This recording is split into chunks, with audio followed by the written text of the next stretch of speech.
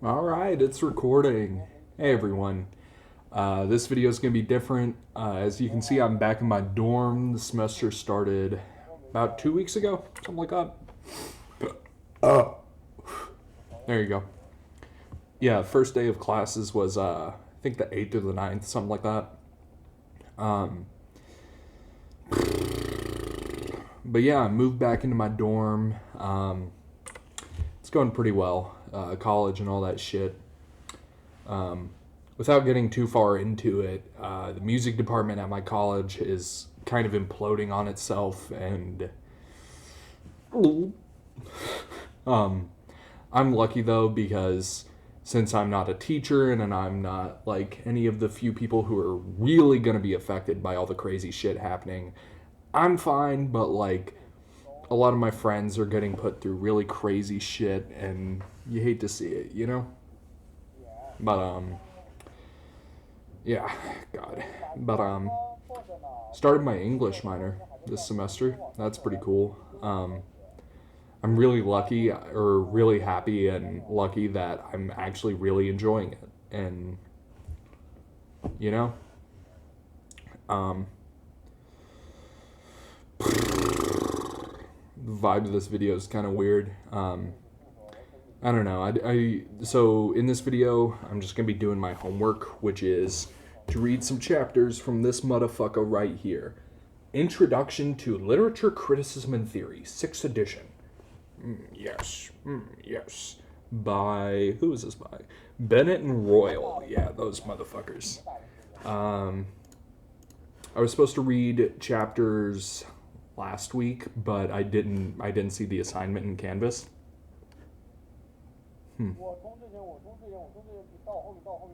So let me look in Canvas and see what fucking assignments I have to do, or which ones I have to read. I think he put it in announcements, maybe? I have no fucking idea. Syllabus, yeah. Simple syllabus, it's in there. It's so fucking weird, by the way, having a teacher who, like, oh, my camera's, like, off-center. Having a teacher who actively updates the syllabus, because he puts, like, all the assignments in there. It's fucking weird.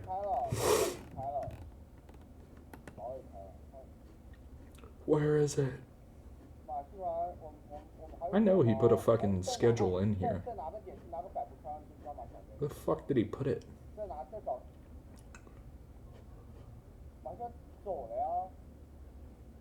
Am I fucking stupid?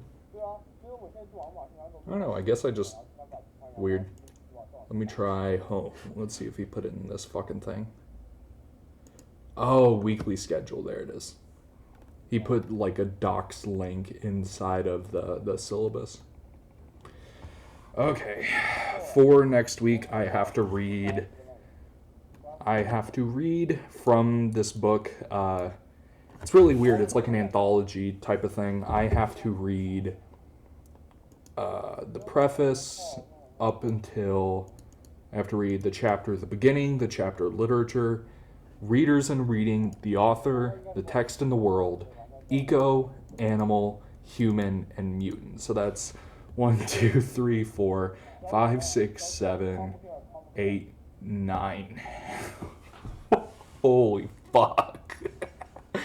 Okay, 9 chapters, plus I have to read some D.H. Lawrence poems.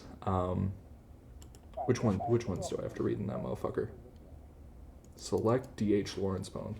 I had to write down which ones, because he let like us as a class pick the topics.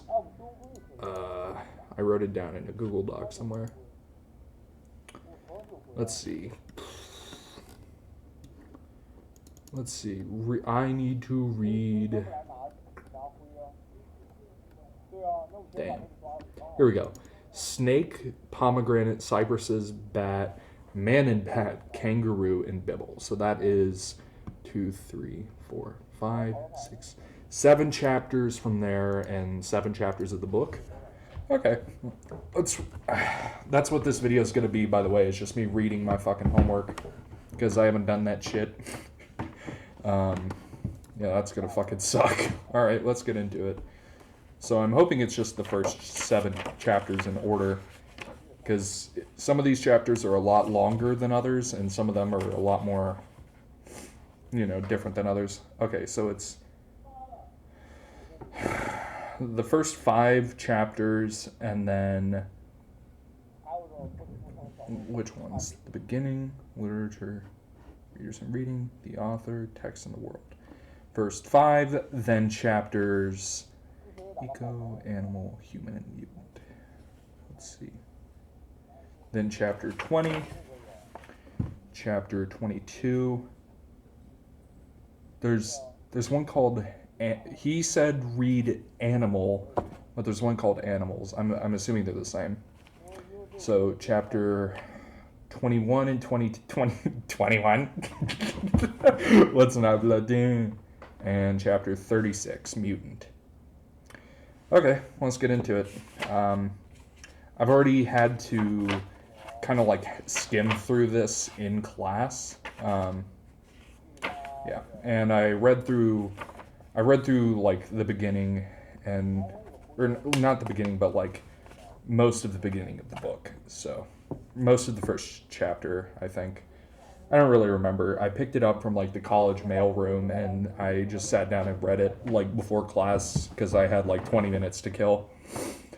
But yeah, so first 5 chapters, then 20, 21, or first 5 chapters, then like 18 or 19, 21, 21, 21, 22, and then 36. Okay. So, yeah, let's get into it. And I'm probably going to pause and do commentary throughout just so I can get the shit into my think hole. Fucking Taco Bell. Fuck, this is going to be a long night. Because these pages aren't crazy dense, but like, fuck. Chapter 1. The beginning. When will we have begun? Where or when does a literary text begin? This question raises a series of fundamental problems in literary criticism and theory. Fucking one sentence in and we're on meta bullshit. Ugh. Does a text begin as the author puts the first mark on a piece of paper or keys in the first word on a computer? Does it begin with the first idea about a story or poem, or in the childhood of the writer, for instance? Or does the text only begin as the reader picks up the book? Does the text begin with its title, or with the first word of the so-called body of the text? We will try to begin with a poem. John Milton's great epic, Paradise Lost, 1667, begins by returning to the beginning of man's first disobedience and the fruit of that forbidden tree whose mortal taste brought death into our world, and all our woe, with the loss of Eden, till one greater man restore us and gain the blissful seat. Sing, heavenly muse, that on that secret... Fuck! Got phlegm in my throat. That on the secret top of Ureb or of Sinai didst inspire. Never seen that word. That shepherd who first taught the chosen seed, in the beginning, how the heavens and earth rose out of chaos, or if Sion hill delight thee more, and Siloa's brook that flowed fast by the oracle of God. I thence invoke thy aid to my adventurous song, that with no middle flight intends to soar above the Aeonian mount, while it pursues things unattempted yet in prose or rhyme. Okay. Quote from Paradise Lost there. Cool. Never read Paradise Lost, but I watched the Wendigoon video on it. It was pretty good.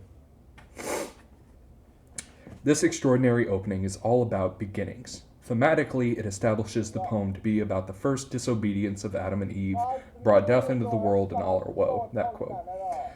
But it is also about itself as a beginning. It shows us that this is the first time a project has been attempted, things unattempted yet in prose or rhyme. It is as if it has been It is as if the opening to a poem could be the equivalent of a moon landing, one small step for John Milton. Rather differently, fucking idiot. The opening sentence is about itself as a beginning in the sense that it is asking the heavenly muse for inspiration. It's about the way that the poems are conventionally thought to begin, in inspiration. This act produces a strange paradox of beginnings. The origin of the poem, inspiration, comes after the beginning of the poem. In other ways, too, Milton's opening unsettles any simple notion of opening or beginning. Yeah. Not only does the poem talk about beginning, the eating of the fruit of knowledge, but it also refers to a future return to a time before that beginning, regain the blissful seat, a restoration that will be both the beginning of a new age and a repetition of a previous state. Okay, that was the end of the first big paragraph. I don't know, interesting. There's another way in which this beginning is not a beginning. It put a dash. I fucking hate when they do the thing in the books where they put like the dash between words that are on like the edge of lines. I fucking hate that. It repeatedly refers us back to other texts. Milton fucking idiot. Milton refers to Moses, that shepherd, in the belief that he taught the children of Israel the creation story. In other words, that he wrote the opening books of the Old Testament. In this respect, the muse that Milton's poem addresses and invokes is a second-hand muse. Contrary to its claims of originality, this opening echoes and alludes to various other openings. Of man's first disobedience, sing heavenly muse, unquote, repeats the conventional apostrophe of such... Yeah, it's apostrophe. Okay, I wanted to make sure. Big word. Goddamn, I'm fucking stupid. 8-letter word, and I'm going, duh. Of such classical openings as... Ow, fuck, leg cramp. As Homer's Iliad and Virgil's Aeneid. In the beginning repeats the opening to the Gospel according to St. John. Yeah. In the beginning was the Word. And so on. Finally, the very syntax of Milton's sentence displaces the beginning of the poem, in particular by holding back the main verb of the sentence, sing, until line 6. 6, 7. Despite the complications of Milton's opening, however, it at least tries, or pretends to try, to begin at the beginning rather than in the middle. There you go. Beginning in the middle, in media res, is another way to begin.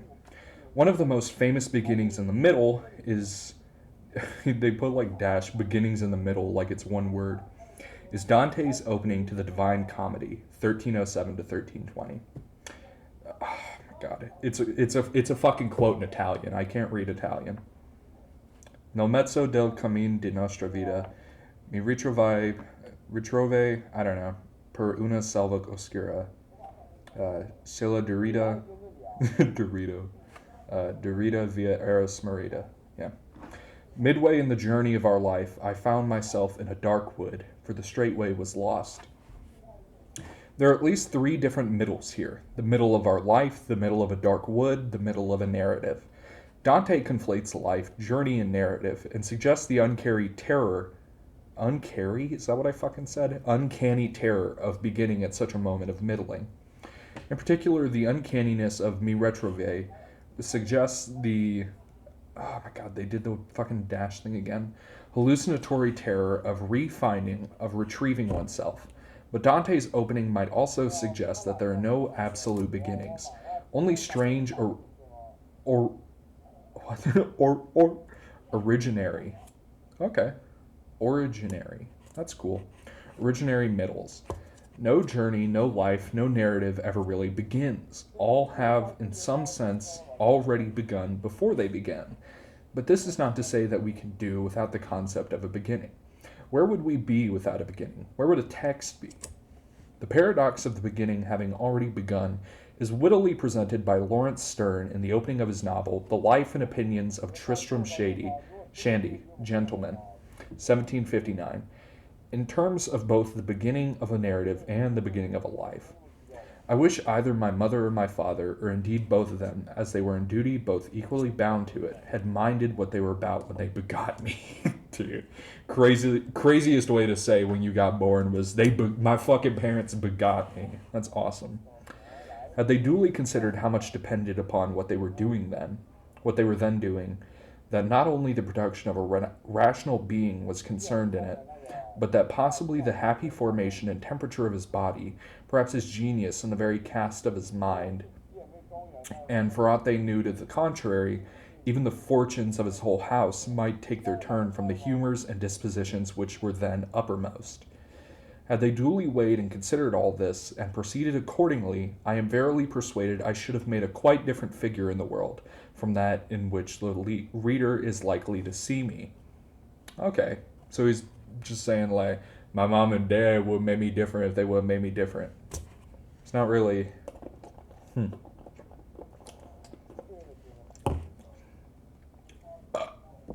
It's just saying, like, it's the fucking Pokemon movie, the first one, the whole Mewtwo thing of, like, the circumstances of your birth do not define your life. You know that movie? It's a good one. This opening is a comic version of Philip Larkin's equivocal opening line to his poem, This Be the Verse. We had to read this in class. This is a good one. They fuck you up, your mom and dad. Tristram Shandy complains because his parents were thinking of something else at the moment of his conception, and he is afraid that in consequence his whole life has been fucked up. As his Uncle Toby remarks a few pages later, my Tristram's misfortunes began 9 months before he ever came into the world. That's a fucking awesome way to say, like, that's some shit I'd say about, like, my least favorite relative. God damn. Tristram Shandy famously confronts the intractable problem of how to end an autobiography. Such a text can never catch up with itself because it takes longer to write about life than it takes to live it. In this sense, no autobiography can ever end. But Tristram Shandy. It's such a stupid fucking name. Tristram Shandy. Awful fucking name. If I name my kids that, I would think it's a fucking mistake to make it too. But Tristram Shandy is also about how to begin at the beginning, and how we begin. If beginnings always have a context and are therefore determined by what comes before, the opening to Tristram Shandy also makes clear that... Oh wait, did I skip a page? No, I did. In turn, beginnings determine what comes after. This is true of literary as of other beginnings. Beginnings augur, acting like promises for what is to come. Such is the force of many well-known literary beginnings. The opening to Jane Austen's Pride and Prejudice is apparently unequivocal. It is a truth universally acknowledged that a single man in possession of a good fortune must be in want of a wife. Okay. This sets the stage for the whole novel. I skipped a line. The topic is marriage, the tone is ironic. Austen proclaims the value of universalism, a truth universally acknowledged, while satirizing them. What versalism... Oh, god damn it, I keep fucking skipping lines because I'm a fucking retard that can't read. What is acknowledged as a truth for upper middle class men in early 19th century in England is not necessarily acknowledged universally. Before going on to... fuck! I'm fucking illiterate! Before going on to... Good God.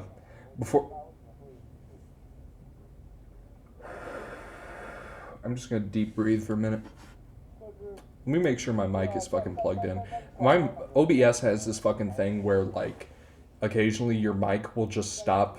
Like, if you unplug a USB and then plug it back in, it just doesn't recognize it. Like, you have to reset it. So I had to make sure it was working.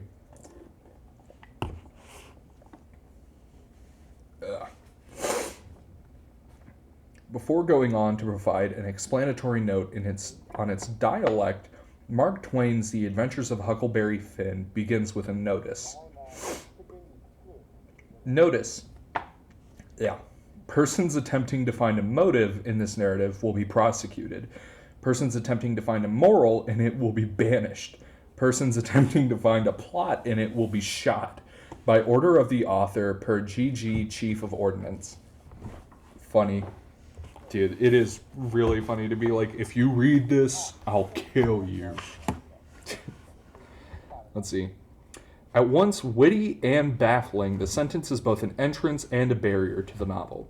It reads something like the sentence, "Do not read this sentence," in that it both acknowledges that readers do try to find motives and morals in narratives, and comically prohibits such a reading. Herman Melville's Moby Dick, or The Whale, is also framed by a number of what Gerard Genett calls paratexts. Okay. Cool. Where was I? By a contents page, a dedication and etymology of the word whale, and extracts before it begins with a very famous several pages of quotations about whales before it begins with the famous words, "Call me Ishmael." Holy fuck, I'm illiterate. Satirical prevarication and pedantry combined with blustering assertiveness characterize the whole novel. Virginia Woolf's Orlando, 1928, opens after a dedication, preface, contents page, and list of illustrations, with a sentence that equivocates by appearing not to do so. He, for there could be no doubt of his sex, though the fashion of the time did something to disguise it, was in the act of slicing at the head of a Moor which swung from the rafters. 13. I don't know what the... Oh, it's citations. Okay. The sentence begins a book about a person of uncertain or variable gender in a tone of strange uncertainty, with a suggestive mixture of decapitation and castration. Shit, where did chopped huz at?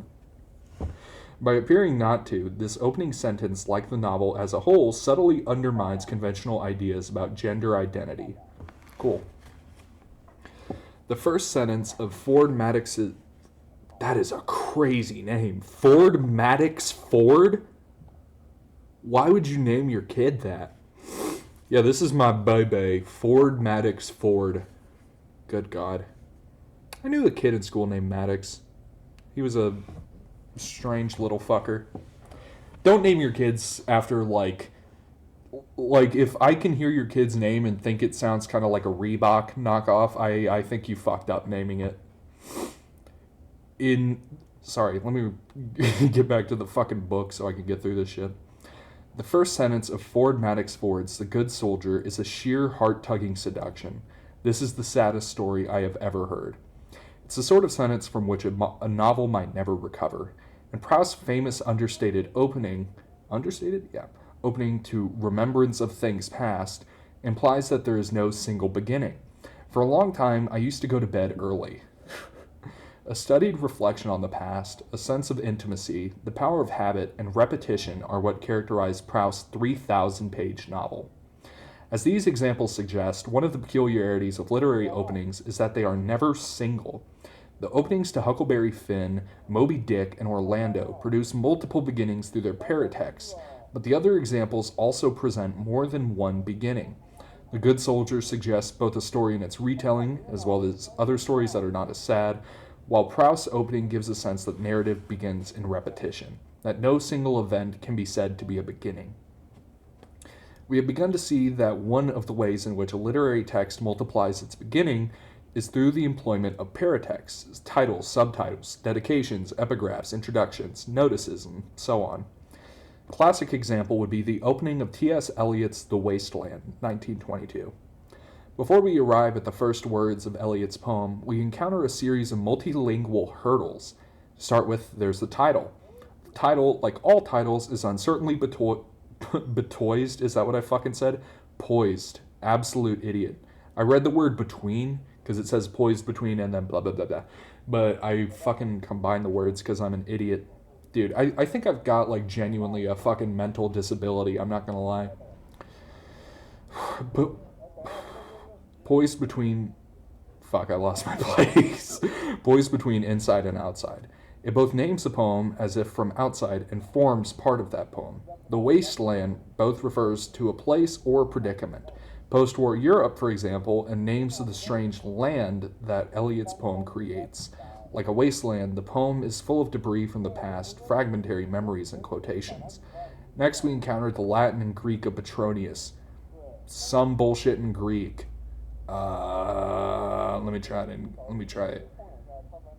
Yeah, I'm not even gonna try that one. The Italian I tried, but like this shit is just fuck it, we ball. Nem sibilum quidem fuck it just says cummus.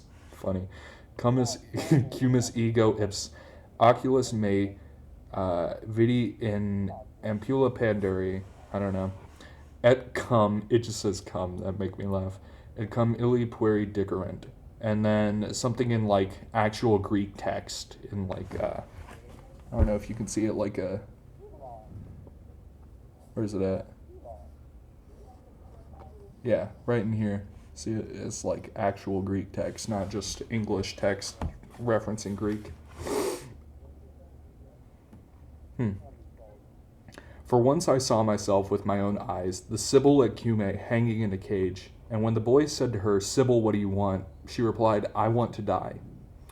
As an epigraph, this quotation too may be said to be both inside and outside the poem, both a commentary on and a part of the text. The next hurdle is a tribute in Italian to Ezra Pound. Il miglior fabbro, the better craftsman. Pound, as editor, was responsible for much of the final shape of Eliot's poem, and therefore is in part of the craftsman of what follows.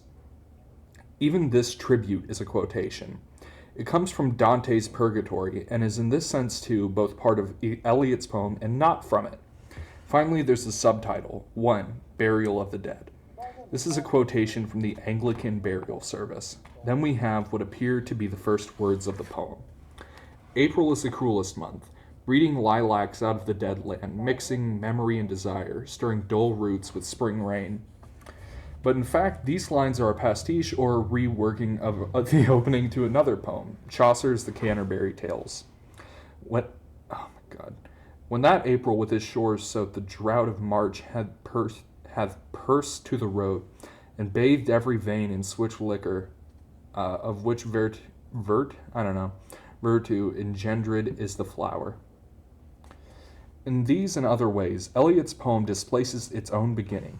The beginning of the poem is no longer the first stroke of the pen or keyboard through emphatic effects of intertextuality, including quotation, allusion, reference, and echo. Eliot's poem suggests that originality, the notion of beginning, as singular, definable, stable, is severely problematic. To ask where or when Eliot's poem begins is to meet with a series of questions concerning the identity of the author, the text, the reader, and finally of the Western literary tradition generally. The Wasteland may seem to be unusually concerned with ideas of origins and their displacement, but the kinds of effects of intertextuality that this opening explores are in fact fundamental to literary text more generally.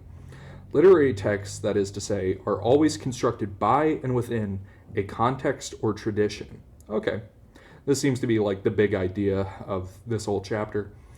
In his well-known essay, Tradition and the Individual Talent, 1919, Eliot himself argues that no poet, no artist of any art has his, in brackets it just says sick, complete meaning alone.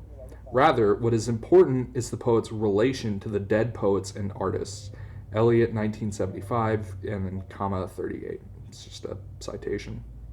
A poem, novel, or play that does not in some sense relate to the previous text is in fact literally unimaginable. The author of such a text would have to invent everything. It would be like inventing a new language from scratch, without any reliance on already existing languages. In this sense, intertextuality, the displacement of origins to other texts, which are in turn displacements of other texts, and so on. In other words, an undoing of the very idea of pure or straightforward origins is fundamental to the institution of literature. No text makes sense without other text. Every text is what Roland Barthes calls a new tissue of past citations. That's a cool idea. Two of the most compelling and most persistent myths of literary texts concern their origins. The first is the idea that the most important aspect of any reading is an imagined meeting of the reader's mind with that of the author, an idea that exemplifies what has been known since a famous essay of that name, first published in 1946, as the intentional fallacy, the mistaken belief that what the author intended is the real final meaning of the work, and that we can or should know what this is. See Wimsatt and Beardley, 1995. Just a citation, okay. But if we cannot know the beginnings of a text in terms of what is available to us on the page, how much more difficult it would be... Okay, he just wrote this kind of weird. How much more difficult it would be to discover the origins of the thought that impels the text. Okay. Does an author know where these thoughts come from? Yeah. Are they in fact thoughts, conscious, coherent, consistent, Whose thoughts do we read when we read the beginning of the Wasteland? Eliot's, Chaucer's, Pound's, Petronius's, Dante's? And question there. And rather differently, can we say that they are still the poet's thoughts if the poet is inspired? Okay, that's interesting. The second common myth involves the priority given to an individual reader's first reading of a text. According to this myth, all literary criticism involves a corruption of the original experience of reading. Once upon a time, so this myth goes, we were able to read a novel by Charlotte Bronte, or J.K. Rowling, and have a completely unadulterated reading experience, unsullied by any critical thinking or complexity. Okay? But although we often talk about literary texts as though they've been subjected to only one reading, we all know that this is in many respects simply a convenient fiction. Roland Barthes, in his book S.Z., makes a point about the act of rereading as an operation contrary to the commercial and ideological habits of our society. Okay, so read books multiple times, not consumerist, very good. And suggests that it is tolerated only in certain marginal categories of readers: children, old people, and professors. Barth's 1990b, and then citation, professors include Barth's, of course, and it is part of his aim to question the very idea of a single or first reading. Rereading, he argues, and then block quote, contests the claim which would have us believe that the first reading is primary, naive, phenomenal reading, which we will only afterwards have to explicate, to intellectualize, as if there were a beginning of reading, as if everything were not already read. There is no first reading. Barth's, and then citation. Once again, Eliot's The Wasteland suggests some of the complexities involved in a first reading. If the opening to Eliot's poem refers to Chaucer's, then surely we can... Chaucer's. Then when can we properly be said to read April is the Cruelest Month? Surely we must reread it once we've read it with Chaucer's words in mind. In which case, the first reading is inadequate. Less dramatically, perhaps, and then a page turn. The same may be said of any other literary text. Every reading, even a so-called first reading, is at least in part a learned or programmed response conditioned by others and others' readings. Okay. In this respect, reading critically is, in T.S. Eliot's words, as inevitable as breathing. The present book is fundamentally about questions of origins, about beginning. It's concerned with how we might begin to read, to think about those, and write about literary texts. In particular, the book is about those, does the dash thing again, uncertain origins, the author, the reader, and the text, none of which can ever be taken for granted. Neither author nor reader nor text finally or properly constitutes a beginning. As with beginning literary studies, which we have begun now, haven't we? Jesus fucking Christ. The meta in this book, it's cool, because this is the whole point of the book, is like this meta reading, because it's literary criticism is the class I'm reading this for, and it's about like theory and like the more meta zoomed out. And it's really cool, but it's like, you know? Just reading, as with beginning literary studies, which we've begun now, haven't we? Like, I fuck with this. It's just like, holy shit. The idea that everything begins with the author or with the reader or with one particular text is both deeply compelling and deeply false. Okay. Okay, that was the end of this section. There's like one last little ending here. Let's see. Further reading. The now classic exploration of literary beginnings is Edward Said's Beginnings, 1975. A challenging but exuberant and theoretically astute exploration of openings, originality, and origins in literature and theory. Kevin Ojai's more recent study, Inception, Literary Beginnings, and Contingencies of Form, 2021, investigates the way in which literary texts emerge, contingently out of the mess of the world, and start out with what he calls onset distortion or impure beginnings, while also reflecting on their own beginnings. Romanolo? I think that's Romagnolo. I don't know. I'm assuming it's Romagnolo. I don't know, something like that. Opening Acts, Narrative Beginnings in the 20th Century Feminist Fiction, 2015, examines the disruptive and subversive potential of beginnings in feminist fiction. For a lively collection of essays on novel openings, see Brian Richardson ed. Narrative Beginnings, Theories and Practices, 2009. On intertextuality, see Graham Allen's very readable Intertextuality, 2021, and Daniel Chandler's chapter on intertextuality in Semiotics, The Basics, 2007. Also available online, and then it's a fucking link. Oh, okay. Mary Orr's rather more specialist Intertextuality 2003 is also helpful. For an account of the creative responses to the question of originality in the 19th century, see Robert Macfarlane's original copy, Plagiarism and Originality in the 19th Century Literature, 2007. John Kerrigan's brief, lively book on Shakespeare's originality, 2018, is also good on the ways in which originality emerges out of quotation, borrowing, allusion, and imitation. A different perspective on some of the questions raised in this chapter is offered in Julie Sanders' accessible but wide-ranging study of politics and praxis of adaptation and appropriation in literature, film, and theater, 2015.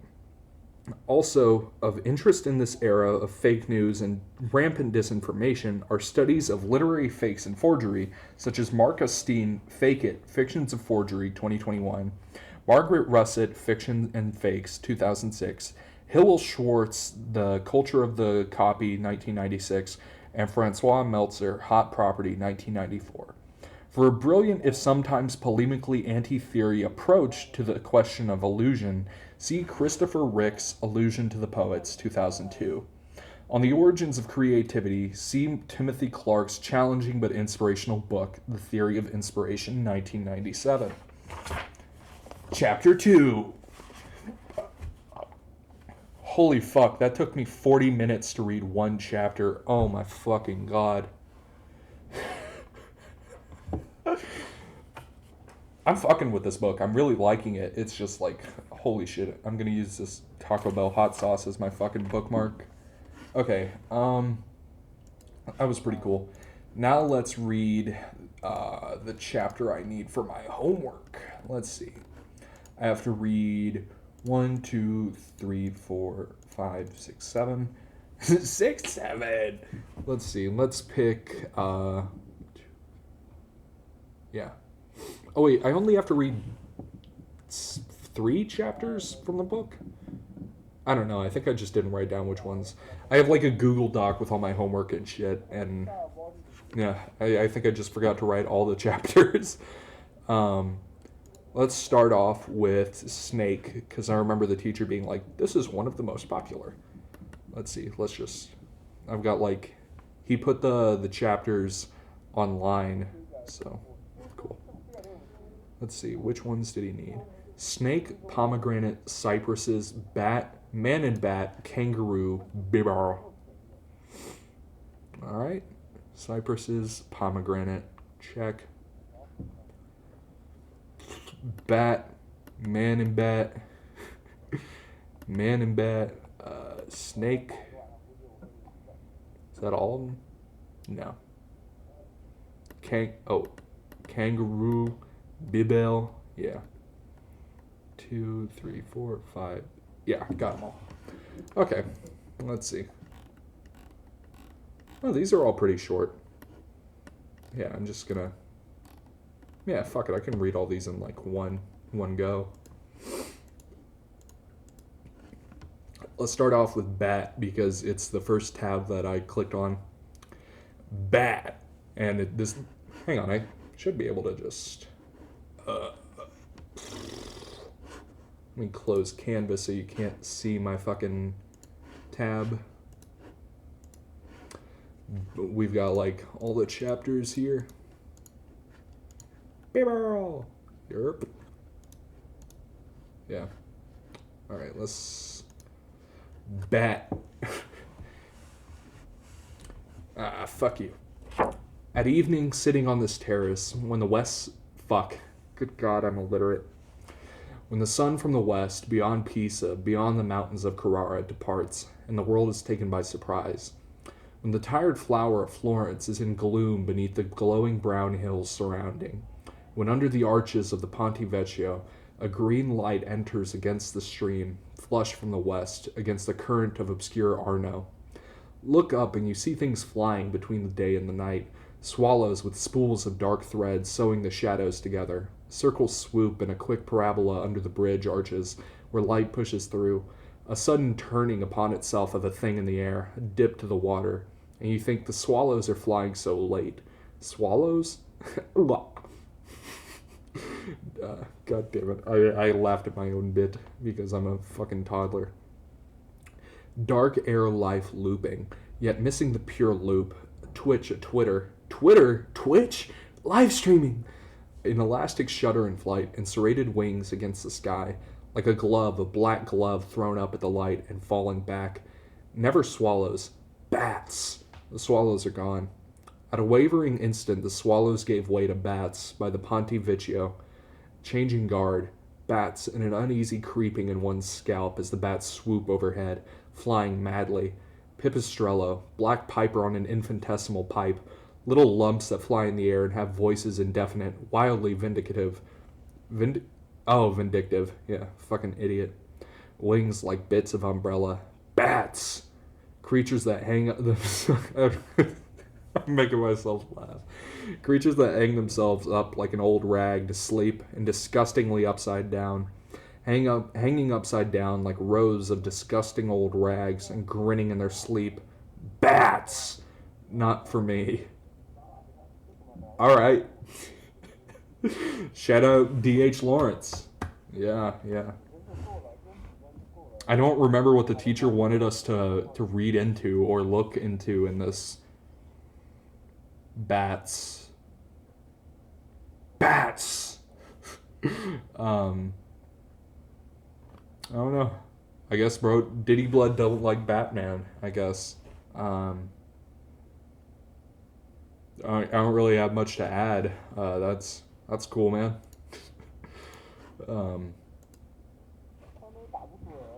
I like it when he says, like, swallows, and then like all the lines that are on their own are like swallows, bats, like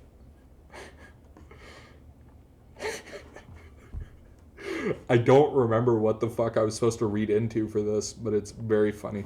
The guy is very cool at describing them. He's like the parabola in the sky. That's cool description. All right, let's get into chapter 2. Chapter 2, literature. Drink my fucking Taco Bell. It's pretty good.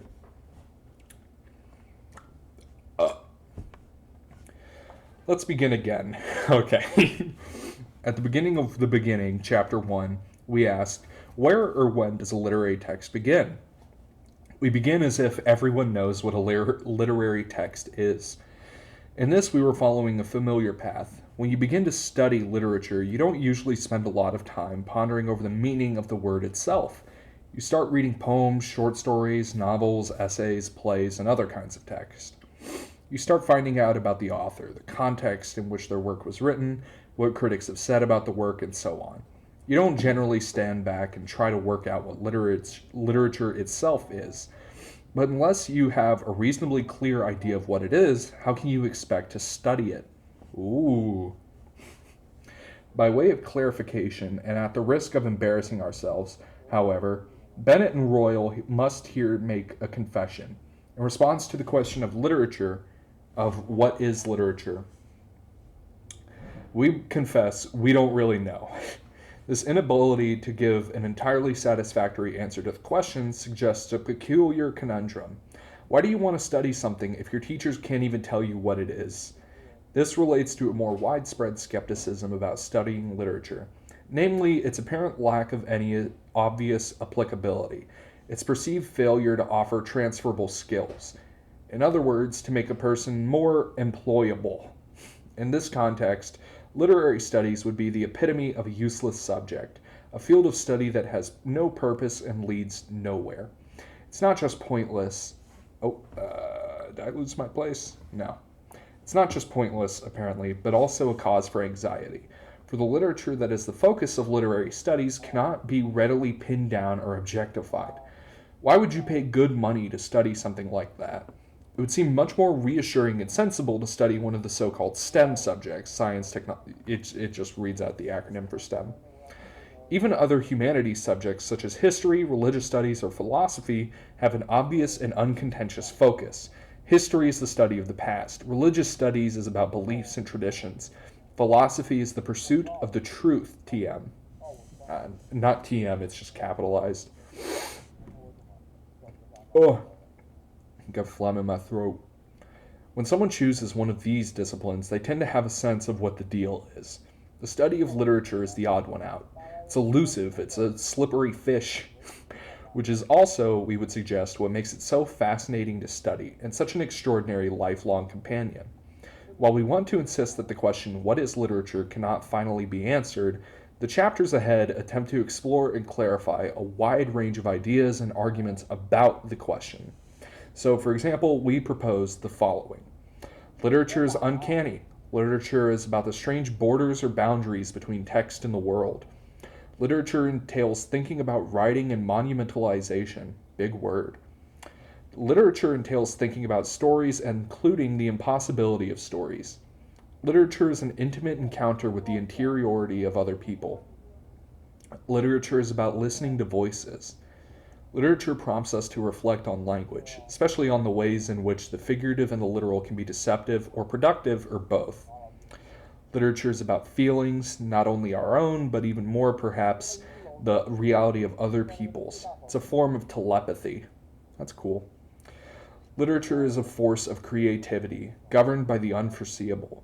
Literature is funny. It's a way of encountering and sharing the joy and laughter of being alive. Literature is sad, painful, even unbearably so, and thus teaches us ways of thinking about trauma and loss. Literature is writing that shows up in odd ways or odd places, like a message in a bottle, or in writing generally considered to be non-literary, such as history, politics, astrophysics, biology, law. Literature is migrant. Literature is about the interconnectedness of everything.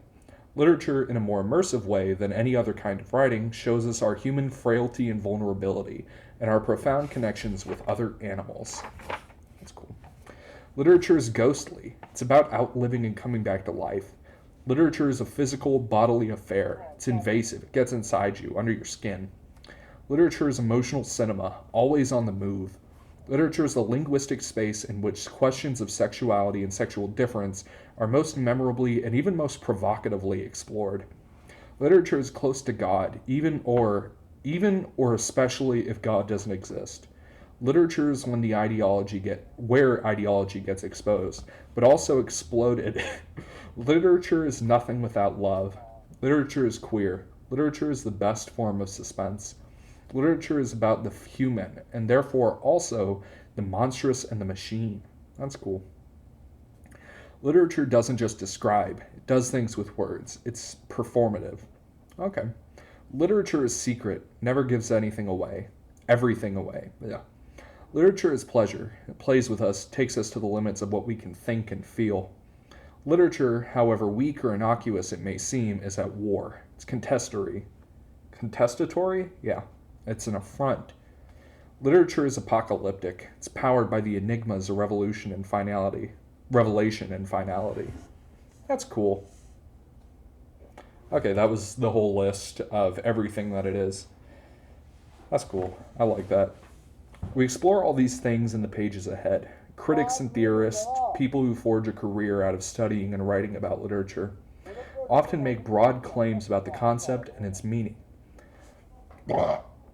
Yeah, like that. Here are 3 contrasting examples from 3 different decades. Under the entry for literature in his influential work, Keywords, A Vocabulary of Culture and Society, Raymond Williams observes that literature means mainly poems and plays and novels. And then a citation.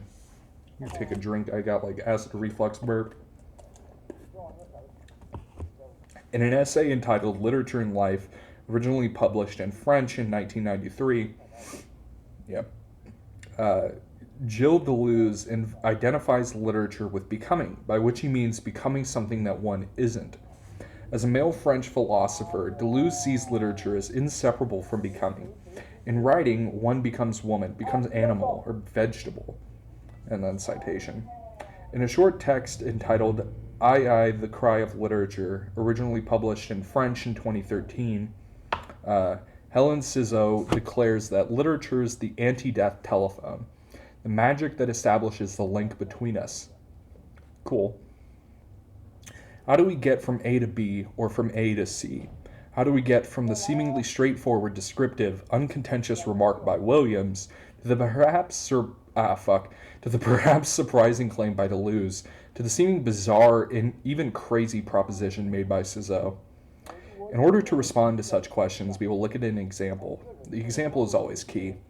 As we explore this example, we hope to elucidate two further fundamental claims.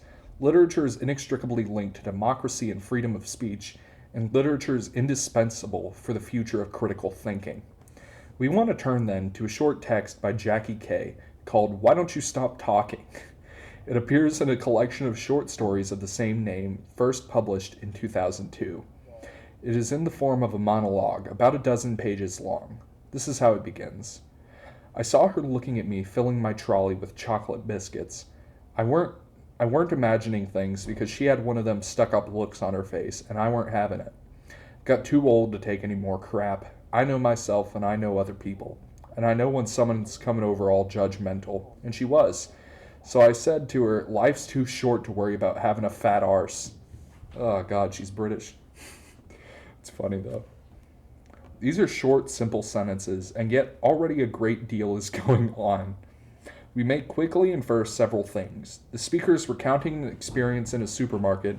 A narrative is underway. The speaker is a woman. She is working class, and the other woman is middle class, stuck up. Okay. Each of these interferences would merit critical reflection in itself. On what basis do we form them? How does the language, vocabulary, syntax, grammar generate such suppositions? The language is demotic, colloquial, confiding. We respond to the text as the transcription of a speaking voice, oral and spontaneous. From the perspective of proper grammar, standard English, the speaker might be considered incorrect. For example, she consistently says, I weren't instead of I wasn't. The Kay's story can also be read as a questioning and critique of the so-called proper grammar in standard English. This impression is perhaps already evident in the title, where the question mark at the end of the words, why don't you stop talking, has been omitted. It's as if grammatical am I fucking stupid, man? Grammatical convention were itself being questioned. There, we read the fucking words. Good God. The speaker is in many respects articulate. She appears sharp and perceptive as well as loquacious. Loquacious? I think that's right. Alongside the oral and spontaneous, the text foregrounds the visibility of the body, a sense of what it means to have a body of one's own and to read a body. These opening sentences are about reading another woman's face and about having a fat arse. And at the same time, we are drawn into the interior world of the speaker. The text works as a form of telepathy, and we come to share a sense of what the speaker thinks, feels, and knows, or believes, or tells herself she knows. Okay. In what sounds like a deliberate echo of Jean-Jacques Rousseau's famous claim that I know my heart and understand my fellow man, Rousseau, 1953, Why Don't You Stop Talking is, from the start, concerned with the nature of knowledge and the claim to knowledge. The phrase, I know recurs. This insistence, I know, has the paradoxical effect of making knowledge wobble. It calls to mind Gertrude's remark in Hamlet that the lady doth protest too much. How can we know if what she knows is what she knows, or only what she claims to know or thinks she knows? How can we know if she's not, despite her protestation to the contrary, imagining things? When the speaker asserts, I weren't imagining things, she is making a knowledge claim. Indeed, knowingly or not, she is echoing the foundational epistemological argument that Descartes makes in Discourse on Method, 1637. think someone...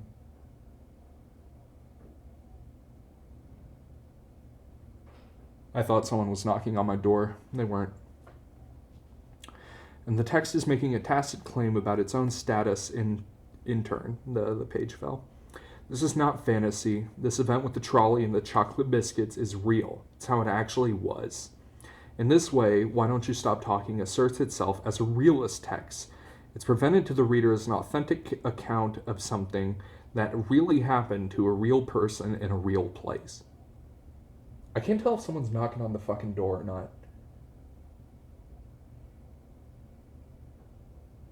I think they're knocking like a door down maybe or something like that, because it would be louder, yeah, if they were here. Where was I? We're drawn into empathizing with the speaker and with her feeling that she's been disadvantaged and downtrodden in earlier years, and that she's had enough of it. There's a sense of accumulating anger, of having reached a limit. I've got too old to take any more crap. Violence is in the air. As the story unfolds, we discover a great deal more about the speaker. She is called Thelma. She tells us, my dad was from Jamaica, and my mom was a real East Ender.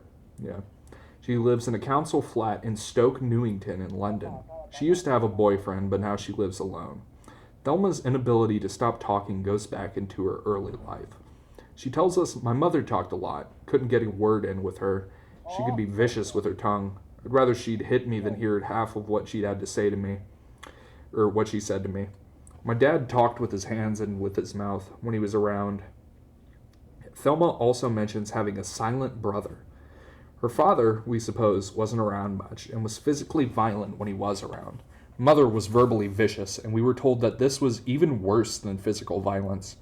Words, we gather, can be just as damaging as physical abuse. As the story unfolds, there's a good deal we don't discover about Thelma. The text holds back. It supplies information concerning Thelma's past and present. It advances but also suspends, leaves things unsaid. It leaves us uncertain about how well Thelma understands herself and her problems, uncertain about what happened to her when she was a child. The nature of her parental abuse, verbal and physical, the nature of her relationship with her nan, who, like her brother, hardly spoke and couldn't stand all her yabbering and blabbering, and who terrified young Thelma by threatening to summon a loony man.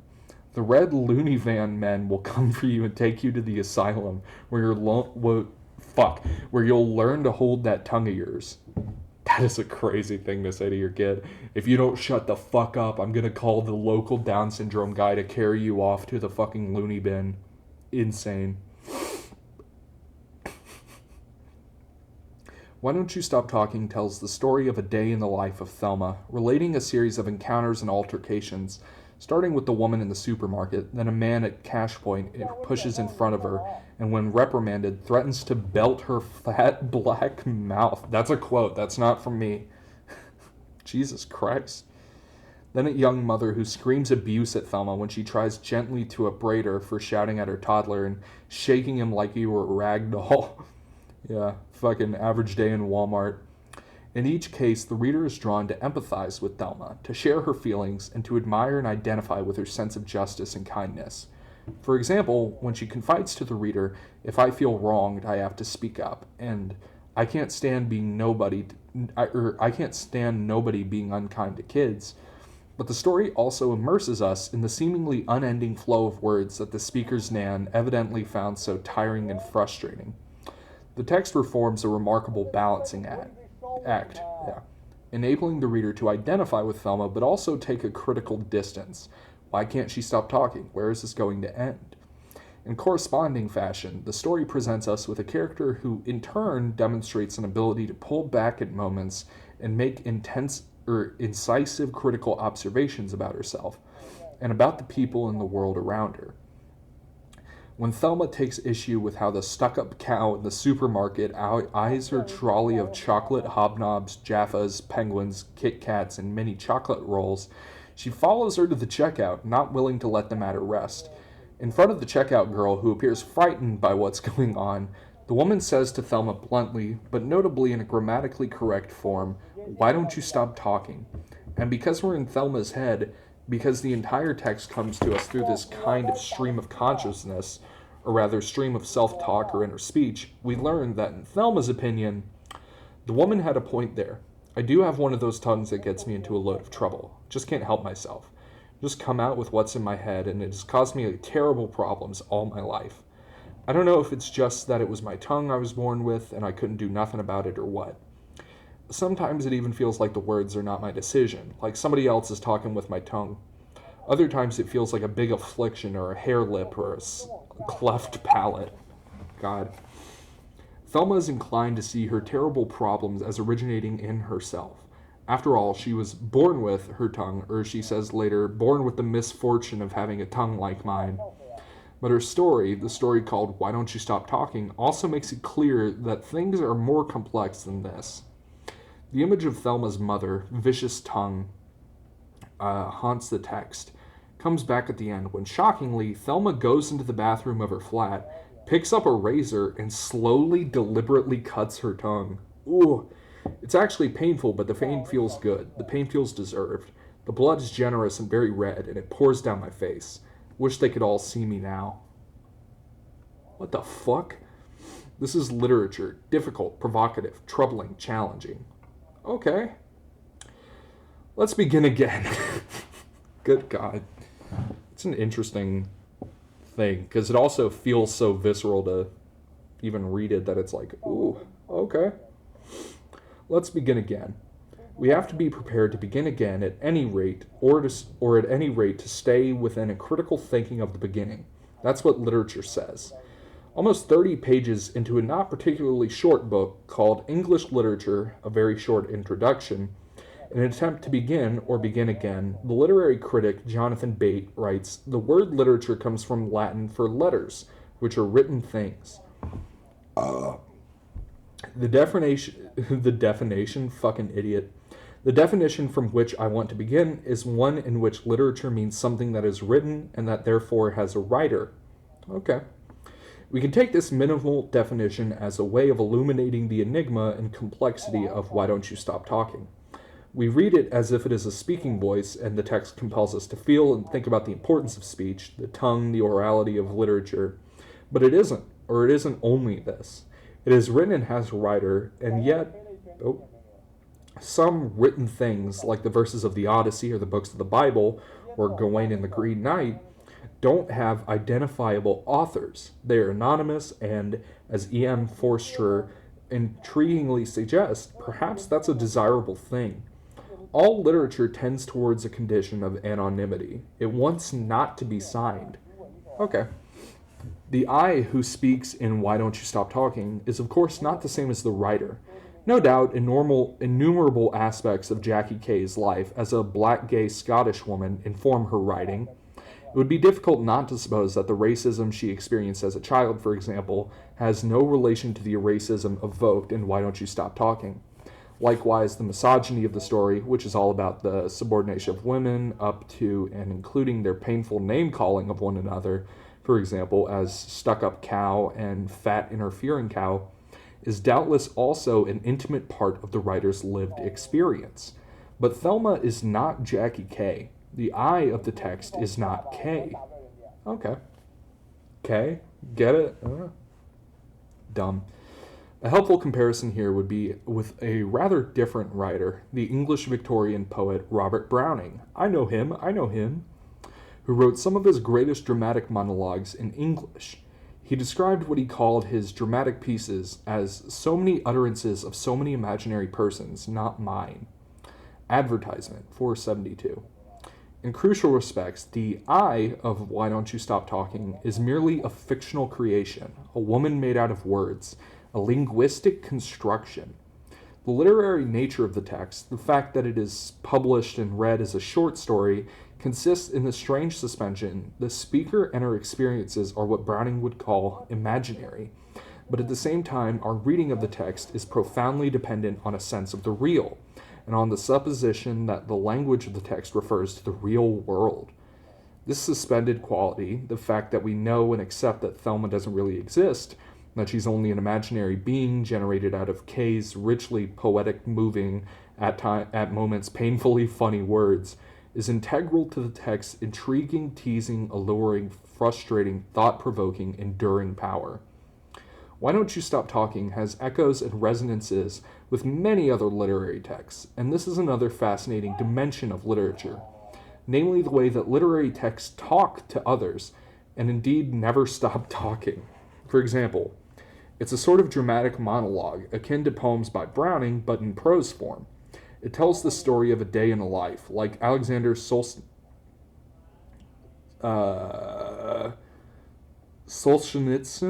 I think that's right, Solzhenitsyn, One Day in the Life of Ivan Denisovich.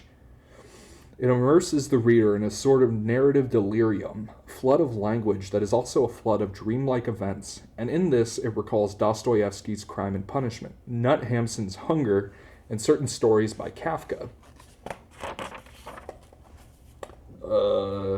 Did I skip one? No, okay.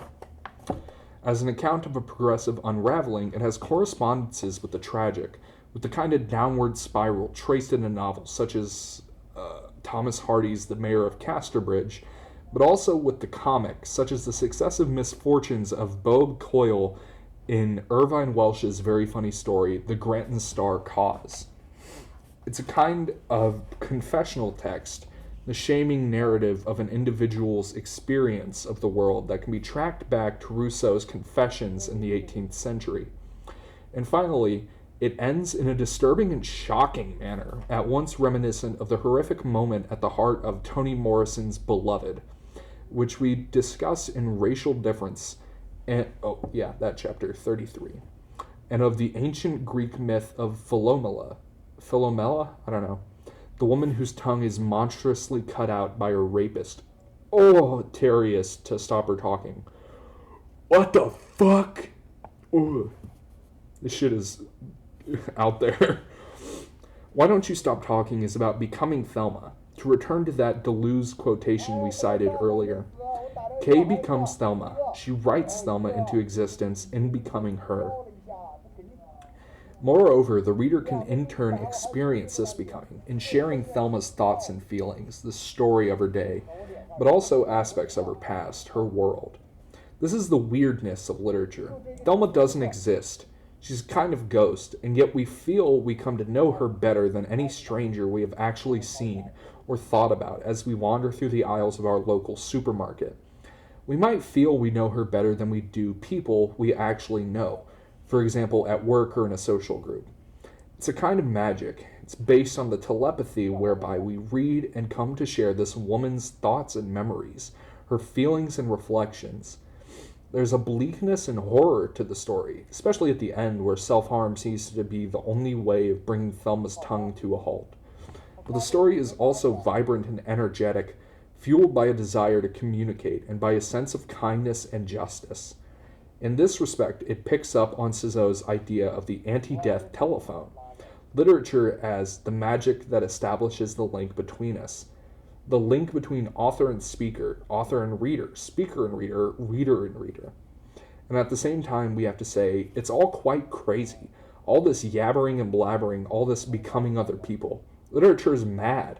It always involves intimations of madness. That red loony van, however imaginary, is never too far away. The woman in the supermarket finally tells Thelma, "You're one of those people that just doesn't know when to stop. Get yourself a shrink." In a sense, Thelma spends the rest of the story reflecting on meaning and usefulness of this term, shrink. It's not her sort of word, evidently it's middle class. People like Thelma don't talk about having a shrink. They can't afford to pay for sessions with a psychoanalyst or psychotherapist. Thelma senses that the word is a kind of weapon and deploys it a bit later against the mother with a toddler at the safe distance of a few hundred yards. Thelma shouts back at her, "You need help, you should get yourself a shrink." And near the end of the text, she reflects further on the woman in the supermarket. Maybe she told me to see a shrink because she's actually seeing one. You never know. It's possible. Why Don't You Stop Talking is a poignant but forceful demonstration of why the language of psychology and psychoanalysis can seem so rich and illuminating for the reading and interpretation of texts, of literary texts, but also why it is never exhaustive. A literary text, even when it appears to tell all, for instance, to present us with a confession or the extended inner speech of another person, always retains secrets and enigmas. It always engages us with the unsaid, the uncertain, the unknown, and the unknowable. And there's never only one voice speaking. We have a sense of Jackie Kay's voice, and there's Thelma's voice, and other voices haunting the text, such as Rousseau's. And they mingle and cross and echo and differ from one another in enigmatic ways. The story teases out the idea of the tongue as at once body part and language itself. Insofar as we come to feel, as Thelma does, that somebody else is talking with my tongue. The text presents us with a kind of allegory or embodiment of literature. Kay's story is rather mad then, but it's also a perfectly clear, compelling, and thought-provoking reflection on urgent and real issues. Among other things, it's about language's power. It's about misogyny, racism, domestic abuse, obesity and diet, social justice, and class inequality. At the same time, Why Don't You Stop Talking is an invitation to experience the nature of freedom in the act of talking to oneself, to think about the limits of what is possible in language and feeling and thinking. Especially thanks to the pervasive forms of misinformation on social media and the internet, the contemporary world is menaced by the destructive and deadly effects of fake news, post-truth, and alternative facts. Literature works as a kind of counter-discourse. As the French existentialist philosopher Jean-Paul Sartre observed in What is Literature, we must try to be as right as we can in our books. For all its mimicry, simulation, and play, literature is a space of contestation, where the sense and value of what is true and what is real are critically at stake. It's a space in which we can hear all voices, any and every kind of voice, every tongue. Literature, its pleasure and meaning, is inseparable in theory and in practice from the notions of freedom of speech and freedom of expression. In that sense, it is inseparable in turn from the idea of democracy, and indeed from the idea of the university,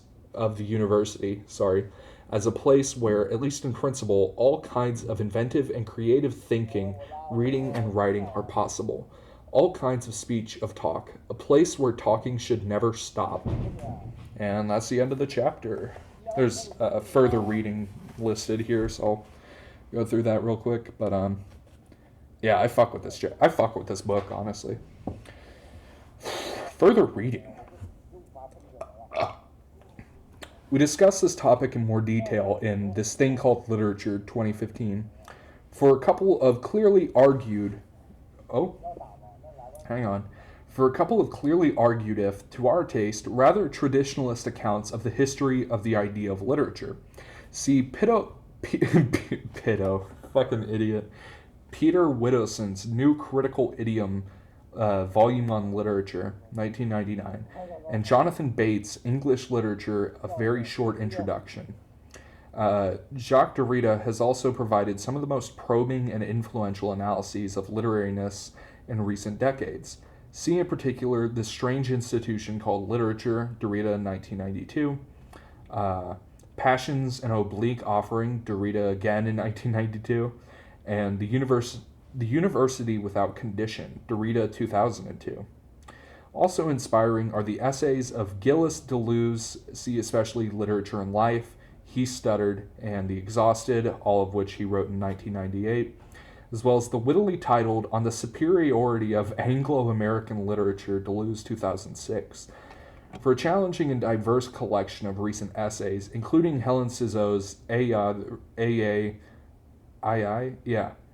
Cry of Literature, see Bishop and Grau ed's Ways of Rethinking Literature, 2018. For an outclassic account of literature and political commitment, see John Paul Sartre's What is Literature? For an excellent introduction to thinking about the confessional, the literary, and the autobiographical, see Laura Marcus's Autobiography, 2018. On self-talk or inner speech, see Charles Ferneyhoff, The Voices Within, The History of Science and How We Talk to Ourselves. On Jackie Kay's experiences of racism, see and then a Guardian link from 2020, talks about racism she endures as a child. That's cool. Not enduring racism, but it's cool that she's like writing about it. On being passionate about literature, but also criticism and theory, see Rachel Bowlby, Passionate About Literature, 2018. All right, that was chapter 2. How long did it take to read that one? Oh, my fucking hot sauce. That was like 40 minutes into the recording. Okay, about another 30. Okay, damn. This is a fucking long book. Let's see. What poem is next? I fucked with the chapter. I liked it. Also, we're like 20 pages into a 500-page book. Holy fuck, this is dense. Because, oh god, it's right at 500 pages, and they're all like this. So, it will take me 25 hours to read this fucking thing. Oh my god. Holy fuck, I'm gonna be here for a while. I think I'm gonna cut the recording, honestly, because reading it out loud is taking longer. Or I think I might skip, I don't know. Let me go back real quick. Let me go back to my college's Canvas, please tell me. Canvas, please tell me which chapters I need to read. Please, Canvas. Please, Canvas. Also, I have homework, so I gotta get this shit done pretty quick. Canvas, weekly schedule. Let's see what you said. I have to read, definitely read chapters Eco, Animal, and then Thursday I have to read Human and Mutant. Fuck. Okay, let's do Eco and Animal tonight, because I already missed the reading for last week. Readers and Reading, the author, the text, and the world. So, let me check what the homework is in here, because that'll determine what I'm gonna read. Let's see. Week 3 reflection, due at 9:20 a.m. Oh, hey, one of the guys in the class replied. Damn, he is fucking good at, he's kind of an awkward guy in real life, because he's the only one that's replied so far, and, he's kind of a weird motherfucker, but, he's good, you know? Let's see. 300 words, include word count with your post. Use this forum to both prepare for class and follow up and reflect on our class readings for the week. Alternatively, you can simply write all 300 words on number 1, prepare. Number 1, prepare. At least 150 words should address the week's readings we have not yet discussed in. Fuck! Provide 2 to 3 sentences summarizing the assigned reading. Fuck! Including at least 1 quote. Alright, so I gotta read all 3. Use the space to think about the importance or implications of a concept/reading, connecting the reading to contemporary issues, other works of literature, other critical fields, theories, etc. Okay. And then number 2, extend class discussion. You may briefly refer to ideas discussed in class, a sentence or 2. However, the great majority of your discussion should just extend or offer new insight on ideas raised in class. Okay. Huh.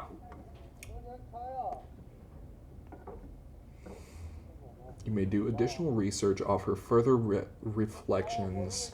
Hang on, I wrote down, I'm really lucky, I wrote down in my doc some of the shit about, in-class reader response.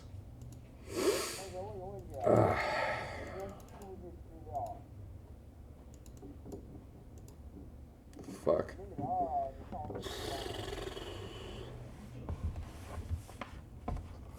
Fuck, man, I'm kind of cooked. Okay, so it's basically he wants me to go over the readings from Thursday, pretty much, to address the week's readings. or that we have not yet discussed in class. Okay, so he's asking for the readings for Tuesday?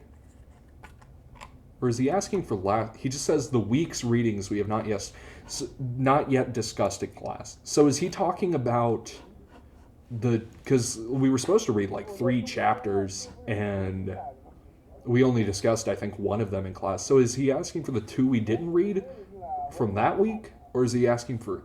He says the week, so I'm just gonna assume he means the 2 that we're supposed to read this week. All right, I'm gonna read those 2. But first, I'm going to read Man in Bat because it's the sequel to Bat. And I'm also going to pause the recording and go take a mean piss. Alright, I'm back. I grabbed you can't really see it on camera. I grabbed this blanket because I was cold as a motherfucker.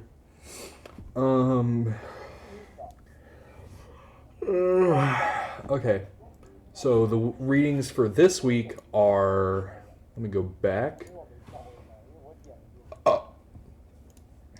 Are Eco and Mutant, I think.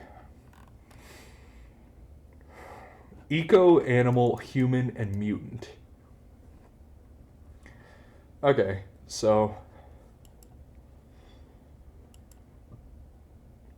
I have to have all this done by 9:30 tomorrow. So basically I'm going to have to do them tonight because I definitely won't. I'll have like 40 minutes after class conducting tomorrow because that's an 8 a.m. I'll have like 40 minutes. I could maybe do it then. It's 300 words. It's not... But no, I'm going to do it now because there's also like quotes. So... Eco, Animal, Mutant, and Human. And also, I am going to get off of here at the latest by... What time are me and my brother doing that thing? Me and my brother finna be playing video games at 7:30. Oh, fuck. I have an hour. Yep. Sounds good. Yep, sounds good.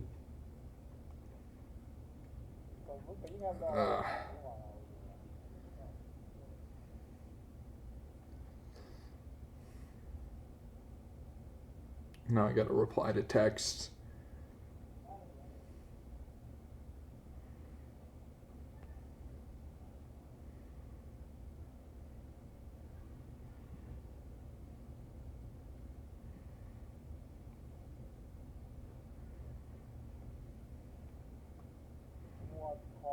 Okay.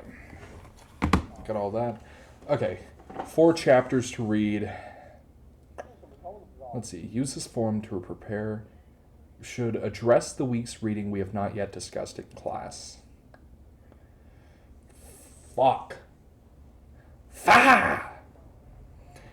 Address the week's reading that we have not yet discussed in class. Okay, so... Including at least one quote, use the space to think about the importance of a concept, reading, connecting the reading to contemporary other works of literature. Okay, let's just...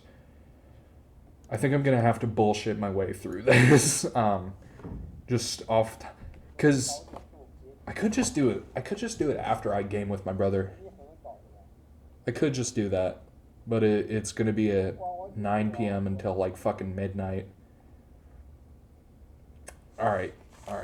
We're going to stop at chapter 3, and we're going to move focus towards the other chapters. And who knows, they could be short. Some of these chapters are like the first chapter was only like 10 pages. The second one was also like 8 or 9. Eco, Animal, Human, and Mutant. Do I have that lineup correct? Do I have that? I'm fucking losing it. God. Let's see. Eco, Animal, Human, and Mutant. Okay. Let's do Eco and Animal.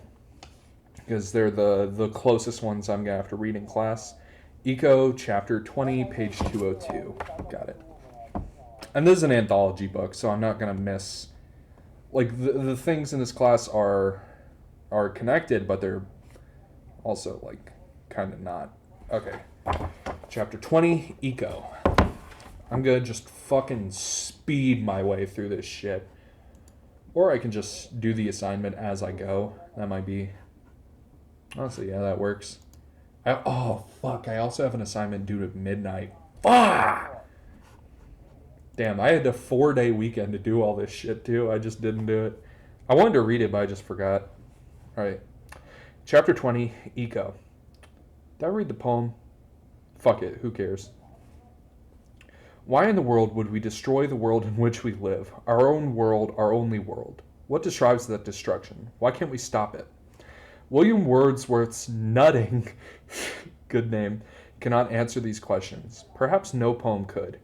But this 54-line poem might help us to begin and think about them, about questions of human environmental interaction and ecological destruction, and about the ways in which literary study in recent years has been transformed by such concerns.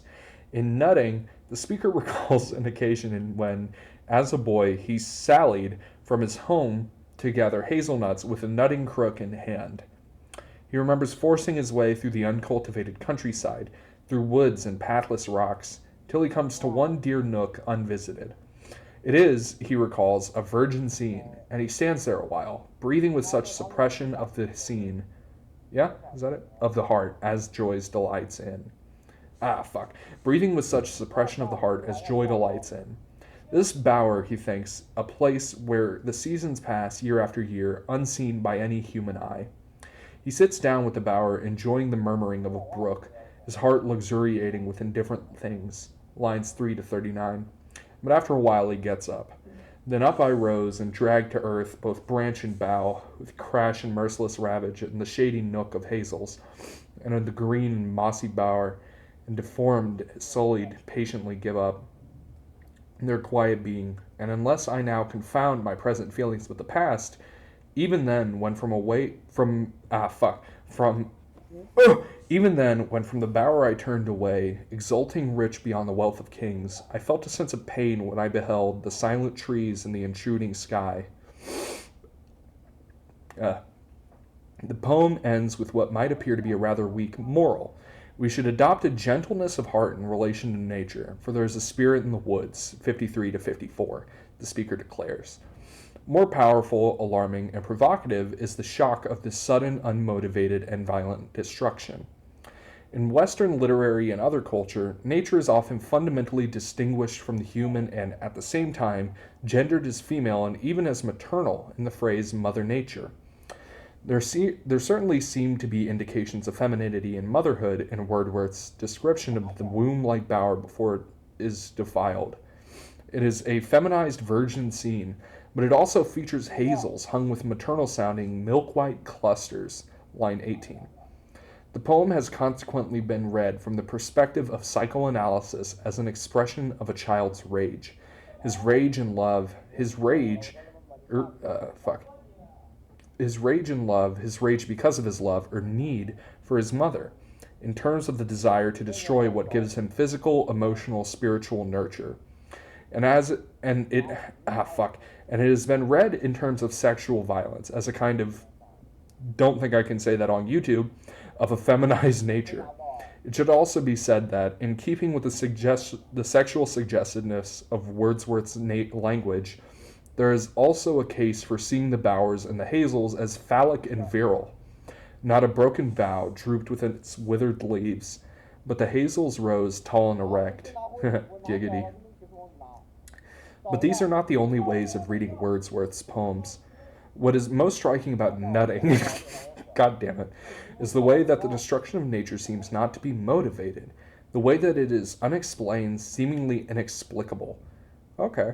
So that we are left with the question which we started. What drives us, or what drives Wordsworth's speaker to destroy the world? This, in a sense, is the core ecological question. Over recent decades, there's been an ecological turn that has now transformed how we think about literature and reading. Critics have analyzed ways in which literature engages with the destruction of nature, with the relationship between humanity and the biosphere, of which, of course, humanity is ambiguously a part, both part of nature and not part of nature. In focusing on this interaction, eco-critical thinking complicates and adds to the more conventional idea that literature is concerned with questions of gender, race, class, economics, history, sexuality, and so on. It is for this reason that Timothy Clark calls eco-criticism a provocative misfit in literary and cultural debate. It may be the case that writers and critics, can do little or nothing to prevent or resolve problems of global warming, overfishing, widespread pollution, destruction, blah blah blah.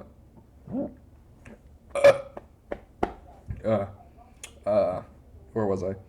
Widespread pollution, destruction on an epic scale of animal and plant habitats, mass extinction of species, along with human-engineered ecological disasters in all forms, to prevent what Martin Amis starkly sums up as the toiletization of the planet.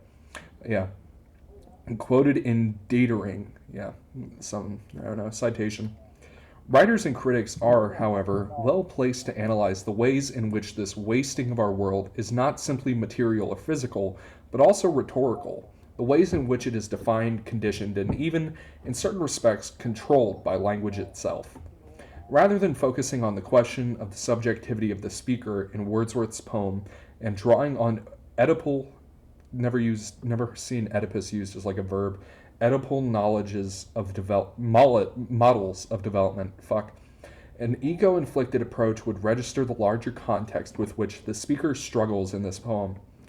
An eco-critical reading might notice, for example, the way in which Wordsworth's poem seems to be structured around a series of oppositions, before, after, nature, human, wilderness, cultivation, and most importantly, virgin nature and its destruction and desecration by the boy. Indeed, for Timothy Morton, the dualism of subject and object is the fundamental philosophical reason for human beings' destruction of the environment. Okay. But such a reading might also reckon with the way in which the destruction of the bower is in fact prefigured in the description of nature before the attack. In a sense, nature has already been desecrated, even in its representation as wilderness. Okay. Nature is always already contaminated by the human and by language. Death, after all, is present in the opening lines. It seems a day, the poem begins, one of those heavenly days which cannot die, when forth I sallied from our cottage door, lines 1 through 3. It seems that it cannot die, yet it's already in the past tense, I sallied. Thus there is already an intimation, of mortality hanging over the day in question. It is indeed as if in Wordsworth's sallied, sullied might also be heard, so sallying would already be a sullying. Okay. And after all, there is something slightly nutty about netting. The boy himself seems a little crazed. Later in life, Wordsworth declared of the poem, "I was an impassioned nutter." That might be the best quote of all time. The speaker describes his younger self as being tricked out in proud disguise of beggar's weeds, as if his whole bearing and motley appearance is a kind of trick. It's as if his clothes are the socially and culturally constitutive of of fruitful, productive, desirable nature, as if they are weeds in the other sense, and as if humanity is a beggar to nature. These and other traces of deception, violence, cruelty, insanity, jesting, clowning, and impoverishment are strangely at work within Wordsworth's pastoral opening, his apparently innocent description of a country walk, so that rather than a strict opposition between a boy's harmony with nature and his despoliation of it, the language of the poem also presents us with the idea that the relationship is necessarily mediated, compromised, even violent. Despite the ism in the name, eco-criticism is not in fact constituted as yet another ism. It does not offer a distinct methodology of reading, but draws on feminist or Marxist or historical or post-colonial or psychoanalytic or deconstructive approaches. In order to attend to a world of environmental or deconstructive questions, the term eco-criticism is perhaps useful as a means of referring to a relatively new dimension and emphasis in literary studies and beyond, but in many respects it makes no sense. It's not a matter of choosing to be or not to be an eco-critic. We are all eco-critters, so to speak, some less responsible and thoughtful than others. Eco-critical thinking in this respect involves a change of scale and vision. Rather than an obsession with human-sized objects, it attends to both the miniature realm of a blade of grass, an ant, amoeba, or pathogen, and to the megascale of the ocean, the mountain, or even the earth, as well as everything in between. An eco-critical reading might foreground those strange lines towards the end of Wordsworth's poem about the boy, exulting, rich beyond the wealth of kings, while also feeling a sense of pain when he sees what he's done, and it might consider the lines as a reflection on the way that both public and private wealth are dependent on the exploitation and ultimately destruction of nature. From this perspective, the poem would seem to encapsulate a pattern that the environmental sociologist Franz Broswimmer, analyses in his compelling study of the destructive effects of human communities throughout history, Ecocide: A Short History of Mass Extinction of Species, 2002, in which successful societies accumulate wealth through ecological destruction to the point at which their very existence is undermined, and as a result of that wasting of the environment, in an eco-unfriendly cycle of boom and bust. Okay. The pattern of destruction that Broswimmer describes has of course accelerated in the centuries since Wordsworth was writing. Indeed, environmentalists and climate scientists have introduced the term the Great Acceleration to designate the speeding up of climate change since 1945. While early societies produced their own localized form of unintended ecocide and their own subsequent demise, Broswimmer examines cases of temporarily successful societies such as Mesopotamians, Romans, and Mayans, and the others. 21st century global capitalism is currently facing the possibility that within the lifetime of many of us living today, our rapacious, land-grabbing, polluting rage for road and air travel, consumables, and other material possessions will lead inexorably unstoppable to the effective destruction of more or less all life on the planet. Alright, yeah, that's what I'm gonna fucking write about. Okay, I'm just gonna start writing the assignment. The main reading, focusing on, just address the week's reading, yeah? Summarizing the assigned reading. 2 or 3 sentences summarizing. The reading for Tuesday.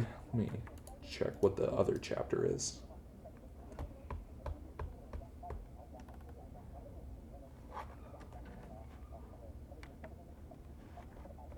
Ah, shit, I forgot to...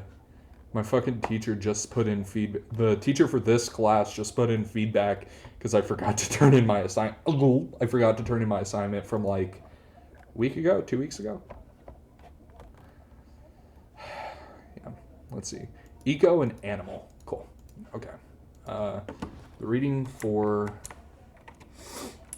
this week.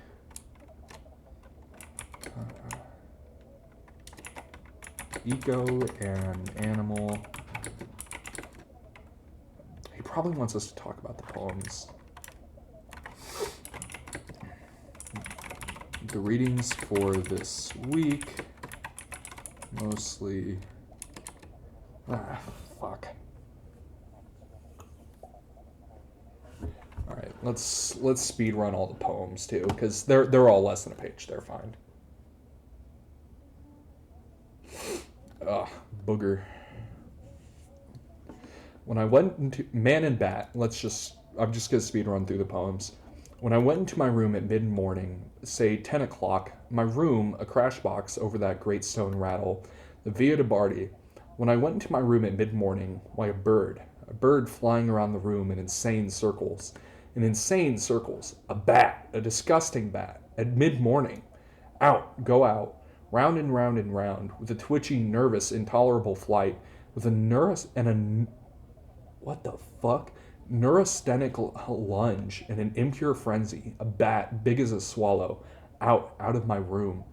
The Venetian shutters I push wide to the free, calm upper air, loop back the curtains, now out from my room. So to drive him out, flicking with my white handkerchief, go, but he will not. Round and round and round, in an impure haste, fumbling, a beast in the air, and stumbling, lunging, and touching the walls, the bell wires about my room. always refusing to go out into the air, above that crash gulf of the Via de Bardi, yet blind with frenzy, with cluttered fear. At last he swerved into the window bay, but blew back as if an incoming wind blew him in again, strong and rushing wind, and round and round and round, blundering more insane and leaping in throbs to clutch at a corner, at a wire at a bell rope, on, watched relentless by me, round and round in my room, round and dithering with tiredness and haste and increasing delirium, flicker splashing around my room. I would not let him rest, not one instant cling like a blot with his breast to the wall in an obscure corner, not an instant. Flicked him on, trying to drive him through the window. Again he swerved into the window bay, and I ran forward to frighten him forth. But he rose, and from a terror worse than me, he flew past me, back into my room, and round, round my room. Clutched, cleaved, staggered, dropping about the air, getting tired. Something seemed to blow him back from the window every time he swerved at it, back on a strange parabola, then round, dizzy in my room. He could not go out. I also realized it was the light of the day which he could not enter, any more than I could enter the white-hot door of a blast furnace. He could not plunge into the daylight that steamed at the window. It was asking too much of his nature. Worse even than the hideous terror of me with my handkerchief saying, "Out, go out," was the horror of white daylight in the window. So I switched on the electric light, thinking now the outside will seem brown. But no, the outside did not seem brown. And he didn't mind the yellow electric light. Silent. He was having a silent rest, but never, not in my room. Round and round, near the ceiling is... Oh my god, this thing is... How fucking long is this poem? Good god. Near the ceiling as if in a web, staggering, plunging, falling out of the web, broken in heaviness, lunging blindly, heavier, and clutching for 1 second's pause, always as if for one drop of rest, one little drop, and I never, I say, go out. Flying slower, seeming to stumble, to fall in air, blind, weary, yet never able to pass the whiteness of light into freedom. Bird would have dashed through, come what might. Fall, sink, lurch, and round. Flicker heavy, even wings heavy, but cleave and in a high corner for a second, like a clot, also a prayer. But no, out, you beast. Till he fell in a corner, palpitating, spent, and there, a clot, he squatted and looked at me, with sticking out bead-berry eyes, black and improper derisive ears, and shut wings and brown furry body. Brown, nut brown, fine fur. But it might as well have been hair on a spider, thing with long black paper ears, so a dilemma. He squatted there like something unclean. No, he must not squat nor hang obscene in my room. Yet nothing on earth will give him courage to pass the sweet fire of day. What then? Hit him and kill him and throw him away? Nay, I didn't create him. Let the God that created him be responsible for his death. Only in the bright day I will not have this clot in my room. Let the God who is the maker of bats watch with them in their unclean corners. I admit a God in every crevice, but not bats in my room, nor the God of bats while the sun shines. So out, you brute. And he lunged, flight heavy, away from me, sideways, a shembo, and round my room, a clot with wings, impure even in weariness. Wings dark, skinny, and flapping the air, lost their flicker, spent. He fell again with a little thud, and lay near the curtain on the floor, and lay there. Death. You are no solution. Bats must be bats. Only life has a way out, and the human soul is fated to wide-eyed responsibility in life. So I picked him up in a flannel, well covered, lest he should bite me, for I would have had to kill him if he'd bitten me, the impure one. And he hardly stirred in my hand, muffled up. Hastily, I shook him out of the window. Dude, that poor fucking bat, man. And away he went, fear craven in his tail, great haste and straight, almost bird straight above the Via de Bardi, above that crash gulf of exploding whips, towards the Borgo San Jacopo, I don't know. And now at evening, as he flickers over the river, dipping with pretty triumphant flight and tittering over the sun's departure, I believe he chirps Pipistrello, seeing me here on this terrace writing. There he sits, the long loud one, but I am greater than he. I escaped him. Florence. What the fuck, man? Oh my god. Next up we have Snake. That was a good one. A lot of theming with, like, going round and round, like an Ouroboros type thing. Not really sure what to read into with that, but that's pretty cool. A snake came to my water trough on a hot, hot day, and I in pajamas for the heat to drink there. In the deep, strange scented shade of the great dark carob tree, I came down the steps with my pitcher, and must stand and wait, for there he was at the trough before me. He reached down from a fissure in the earth wall in the gloom, and trailed his yellow-brown slackness soft-bellied down over the edge of the stone trough, and rested his throat upon the stone bottom, and where the water had dripped from the tap in a small clearness, he sipped with his straight mouth, softly drank through his straight gums into his long slack body, silently. Someone was before me at my water trough, and I, like a second comer, waiting. He lifted his head from his drinking as cattle do, and looked at me vaguely as drinking cattle do, flickered his two-forked tongue from his lips and mused a moment, and stooped and drank a little more. Being earth-brown, earth-golden from the burning bowels of the earth, on the day of the Sicilian July, with Etna smoking, the voice of my education said to me, he must be killed, for in Sicily the black snakes are innocent, the gold are venomous. And voices in me said, if you were a man, you would take a stick and break him now and finish him off.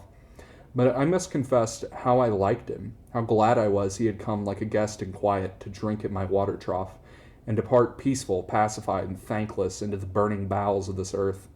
Was it cowardice that I dared not to kill him? Was it perversity that I longed to talk to him?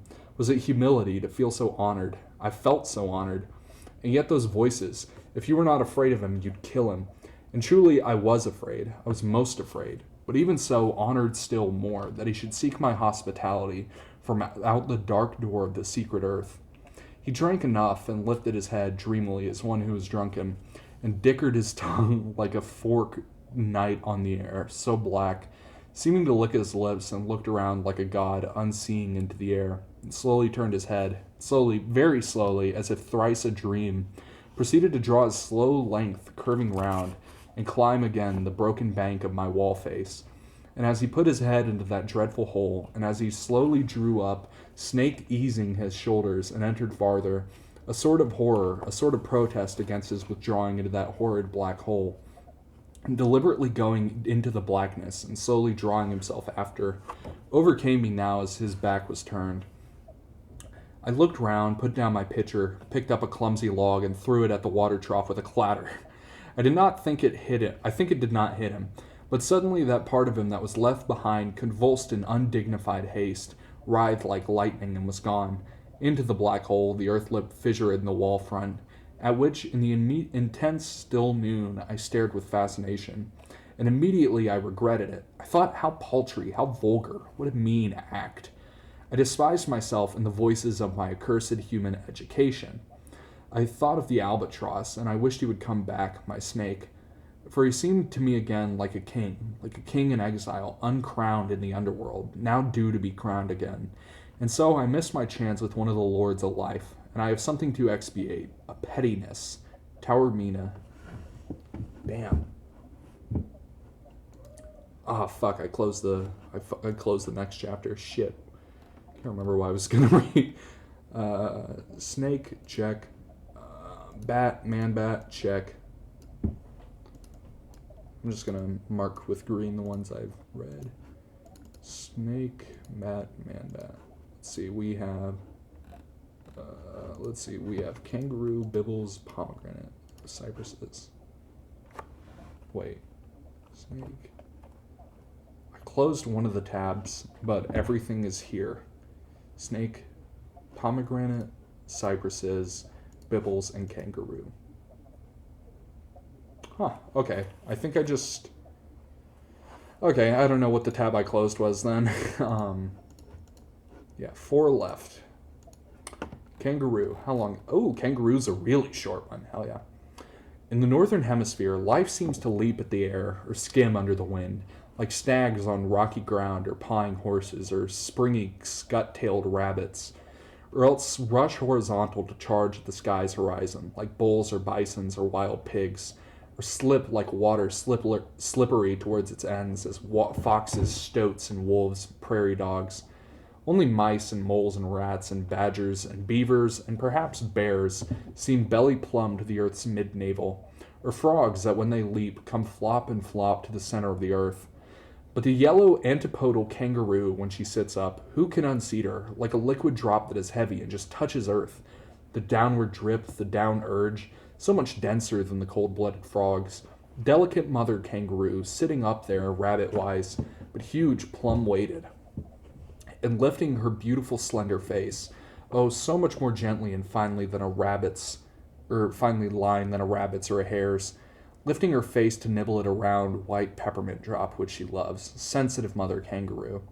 Her sensitive, long, purebred face, her full antipodal eyes so dark, so big and quiet and remote, having watched so many empty dawns in silent Australia. Her little loose hands and drooping Victorian shoulders, and then her great weight below the waist, her vast pale belly, with a thin, young, yellow little paw hanging out in a straggle of a long, thin ear, like ribbon, like a funny trimming to the middle of her belly, thin little dangle of an immature paw, and one thin ear. Her belly, her big haunches, and additional, the great muscular python stretch of her tail. There, she shan't have any more peppermint drops, so she wistfully, sensitively sniffs the air, then turns, goes off in slow, sad leaps, on the long, flat skis of her legs, steered and propelled by that steel-strong snake of a tail. Stops again, half turns, inquisitive to look back, while something stirs quickly in her belly, and a lean little face comes out as from a window, peaked and a bit dismayed, only to disappear again quickly from the sight of the world, to snuggle down in the warmth, leaving the trail of a different paw hanging out. Still, she watches with eternal cocked wistfulness. How full her eyes are, like the full, fathomless, shining eyes of an Australian black boy who has been lost so many centuries on the margins of existence. Australia, damn. I like how he dropped it like it's a noun we all know. She watches with insatiable wistfulness, untold centuries of watching for something to come, for a new signal of life, for a new signal from life, in that silent lost land of the south, where nothing bites but insects and snakes in the sun, small life, where no bull roared, no cow ever lowed, no stag cried, no leopard screeched, no lion coughed, no dog barked, but all was silent, save for parrots occasionally, in the haunted blue bush, wistfully watching with wonderful liquid eyes, and with all her weight, all her blood, dripping sackwise down towards the earth's center, and the live little one taking in its paw at the door of her belly. Leap then and come down on the line that draws to the earth's deep, heavy center, Sydney. It's cool. All of these have been very nature themed so far. Next up, we got cypresses. I fuck with cypresses. They're cool. Tuscan cypresses. What is it? Folded in like a dark thought for which the language is lost. Tuscan cypresses. Is there a great secret? Are our words no good? The undeliverable secret, dead with a dead race and a dead speech, and yet darkly monumental in you. Etruscan cypresses. Ah, how I admire your fidelity. Dark cypresses. Is it the secret of the long-nosed Etruscans, the long-nosed, sensitive-footed, subtly smiling Etruscans, who made so little noise outside the cypress groves?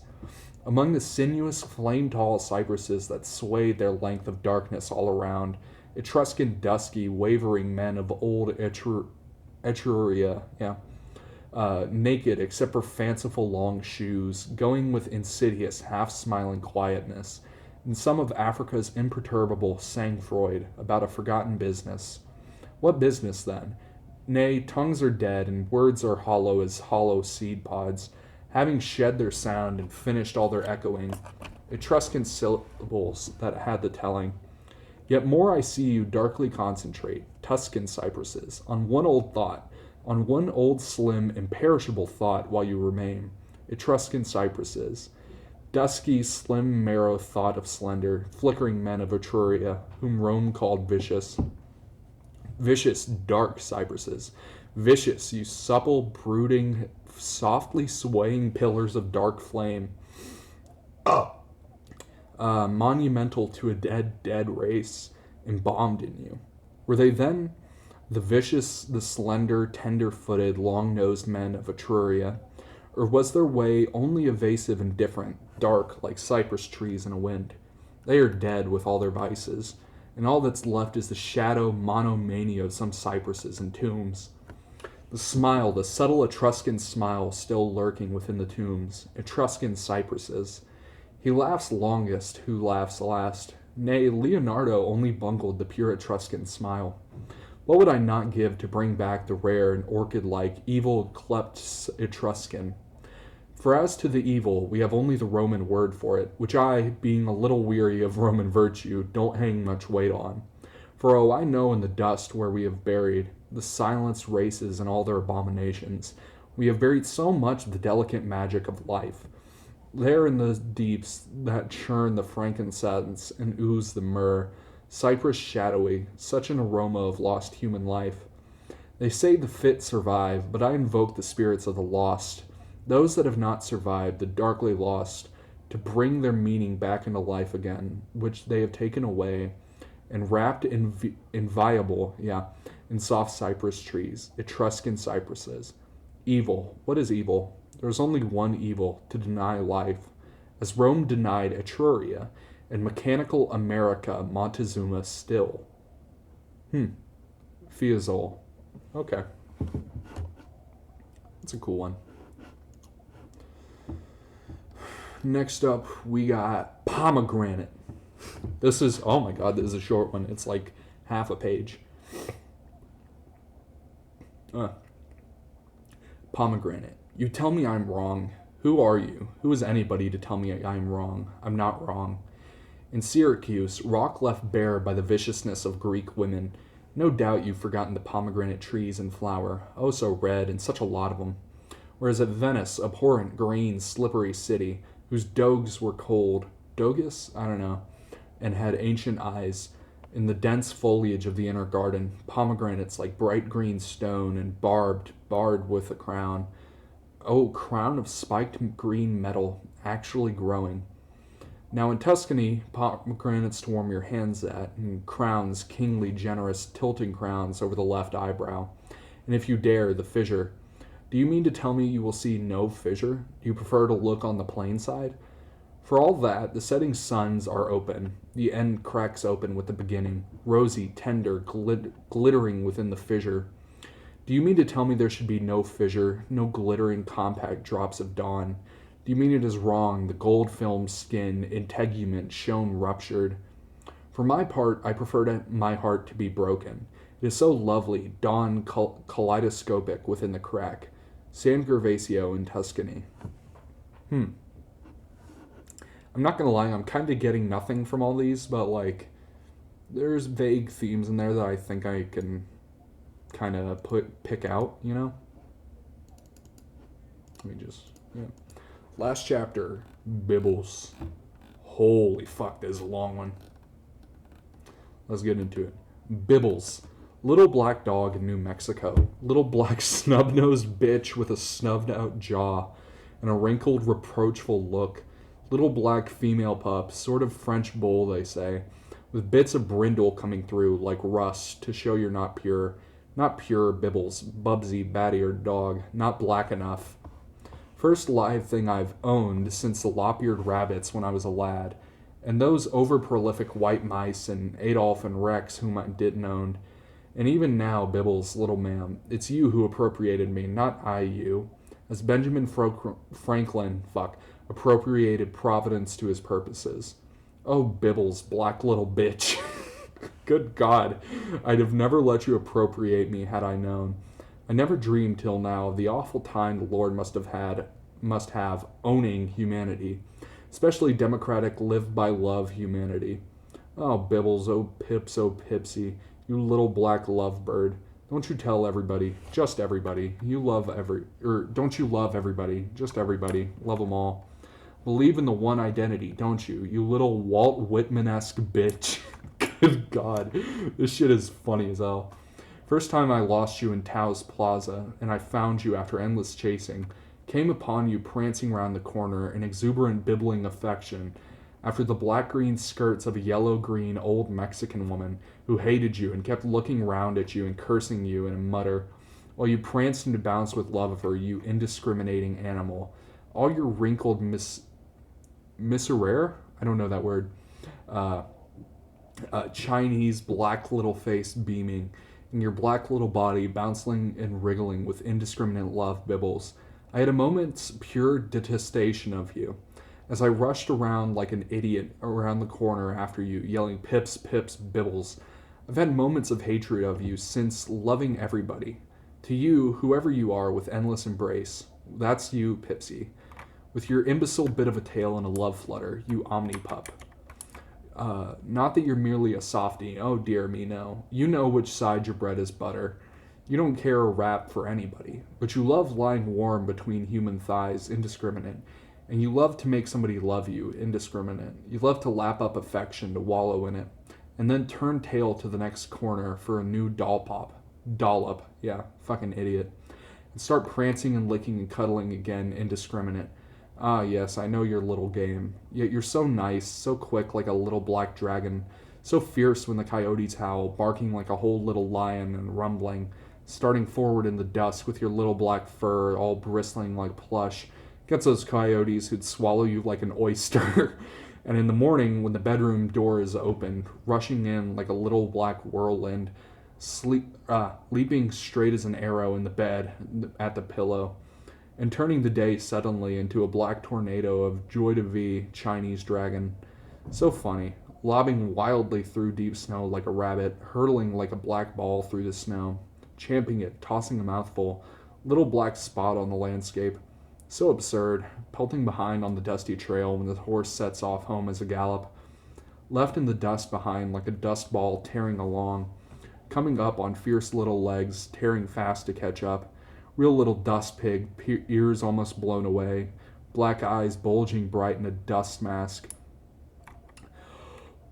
Chinese dragon wrinkled, with a pink mouth grinning, underjaw shoved out, white teeth showing in your dragon grin as you race, split face, like a trundling projectile swiftly whirling up, cocking your eyes at me as you come alongside to see if I'm on the horse, and panting with that split grin.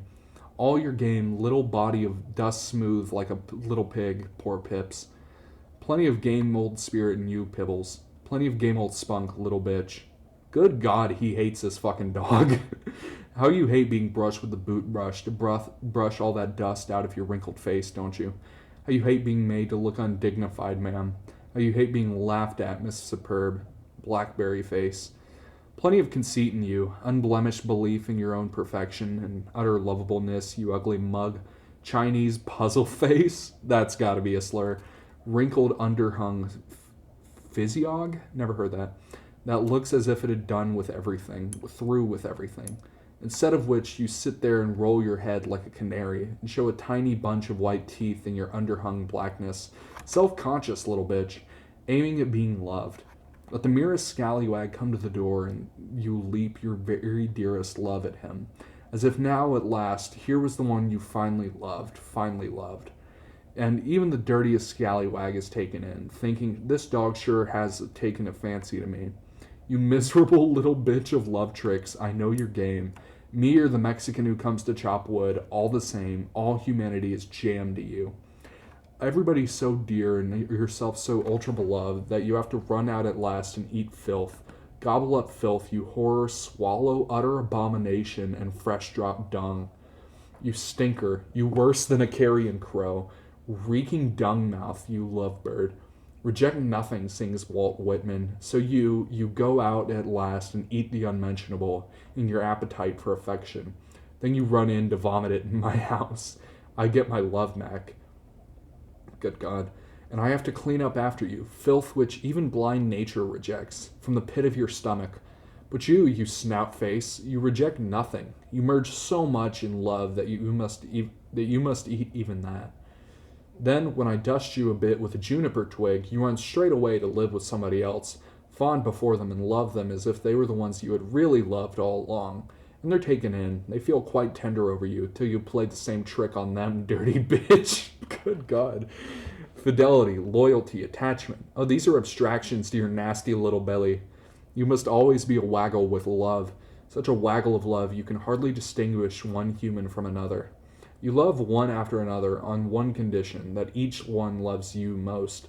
Democratic little bull bitch, dirt-eating little swine.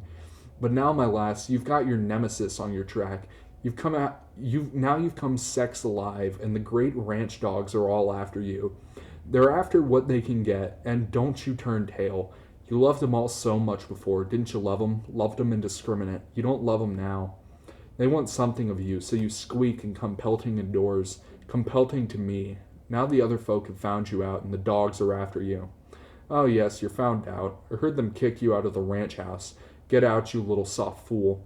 And didn't you turn your eyes up at me then? Didn't you cringe on the floor like any ink spot? And crawl away like a black snail? And doesn't everybody loathe you then? And aren't your feelings violated, you high-bred little love bitch? For you're sensitive, in many ways very finely bred, but bred in conceit that the world is all for love, of you, my bitch, till you get so far you eat filth. Fool, in spite of your pretty ways and quaint know-all wrinkled old auntie's face. So now, with great Airedale dogs, and a kick or two, and a few vomiting bouts, and a juniper switch, you look at me for discrimination, don't you?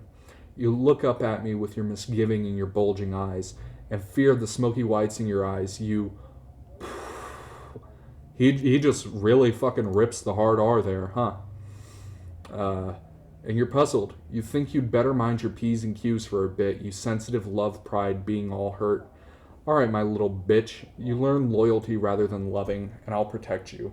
Lobo. Okay. What the fuck did I just read, man?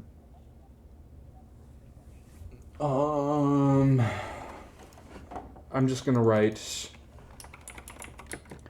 the D.H. Lawrence readings. Is that it? D.H. Lawrence? Let me make sure I spelled it right. D.H. Lawrence. Okay, got it. Oh, he was born in the 1800s. Okay, so not cool to be racist, but this might be a real opinion of his and not just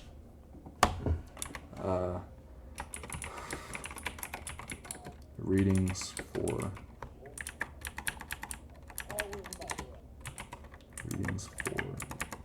this week include were very interesting and my eyes mostly focused and kind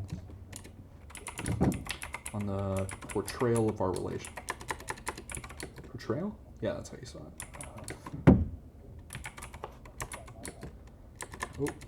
Of man's relationship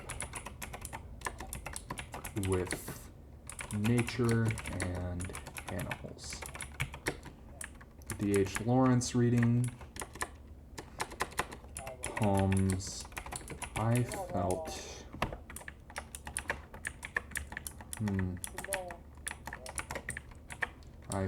the D.H. Lawrence poems were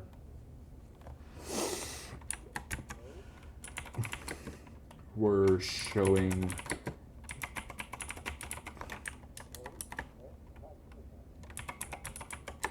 kind of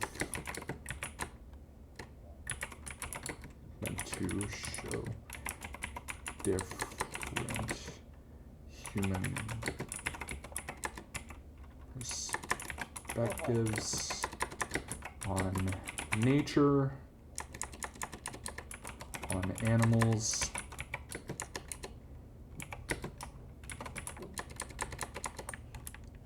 I felt the D.H. Lawrence poems were meant to show different perspectives on animals.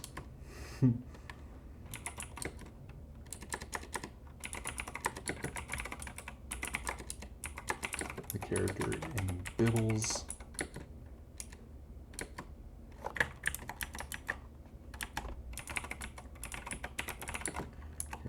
Bibbles,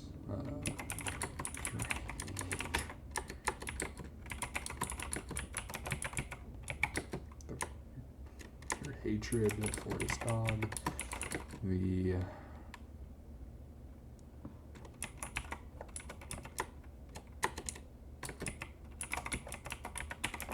of kangaroo. Perspective of kangaroo showing a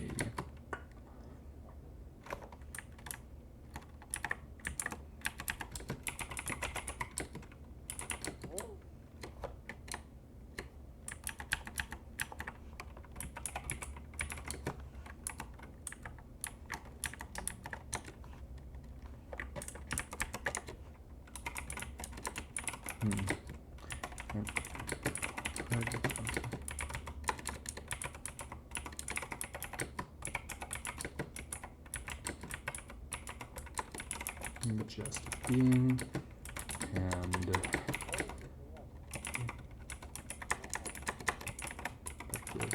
of snake treating animal like a respective friend. Oh, I'm gonna be way over word count on this. Fuck. I'm already at a third of the word count. You said write 2 sentences. Using the space to think about the importance or implications. Yeah, okay. The readings for this week were very interesting. Let's see. Ego, animal.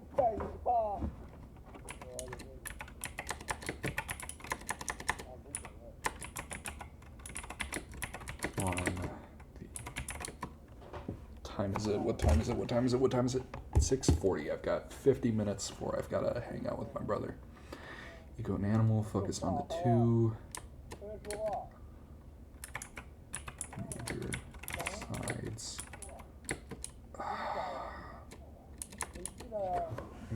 Animal. Let's get back to eco. Where was I?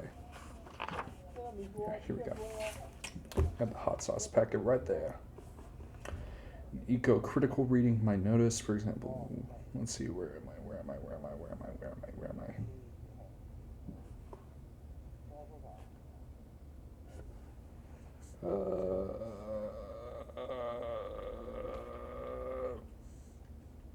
Spoliation, the language of the poem. Ship is meditated, promised. Egocentrism is not in fact constituted. I can't remember when I stopped reading, but yeah, you guys are just watching me do my fucking homework now.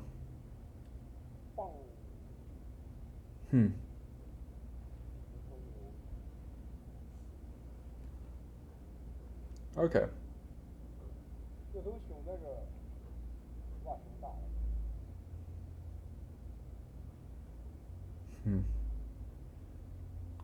Pattern of destruction that Brosumer describes has accelerated. Yeah.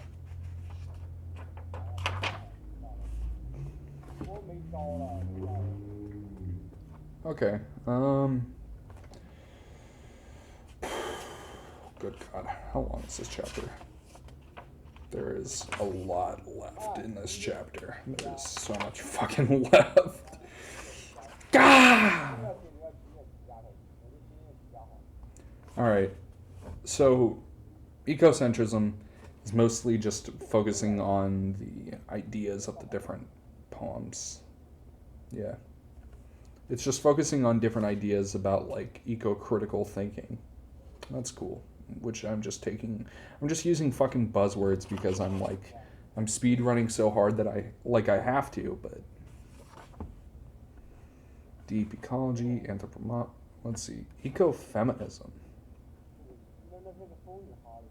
Yeah, it's because it's like Mother Nature, how it's more, deep ecology rejects no nation of sustainable development. Western liberalism is responsible for current ecological crises. Okay.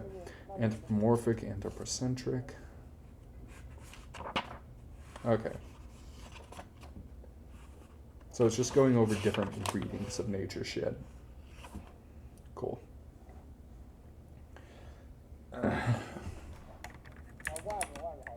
Ego is up.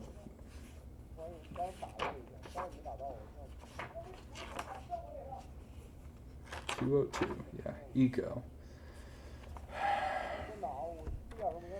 Eco covers different readings of. What the fuck? Covers. Go crazy.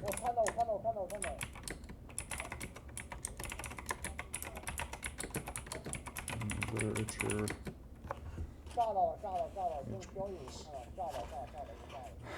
Shit.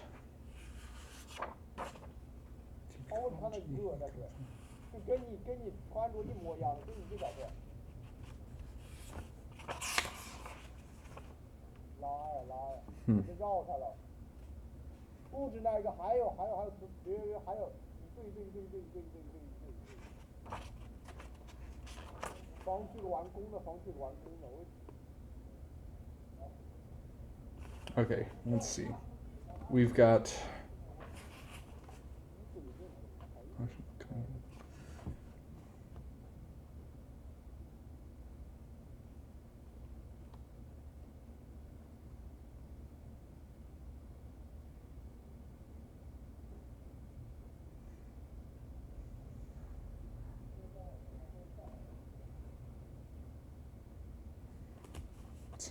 Oh shit, they talk about Cormac McCarthy. I read this book. I read The Road.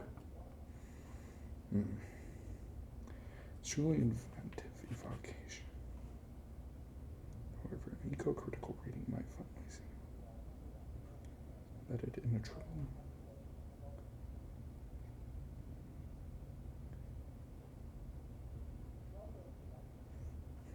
Both are characterized by the familiar Hollywood. Okay, yeah, that's what.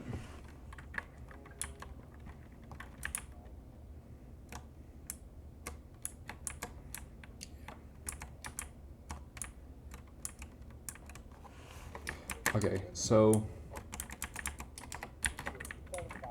both D.H. Lawrence were respective character. Bibbles, Volker.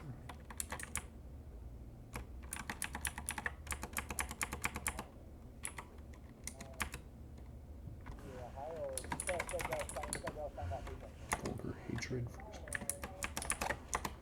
for perspective of kangaroo treating like a prospective friend. Animal. Let's see, provide at least one quote in summarizing the assigned readings.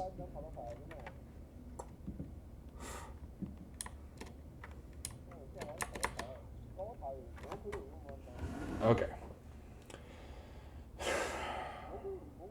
We're going to focus. I have like 300 words left. I have to cover animal, and then I have like a big fucking chunk to cover.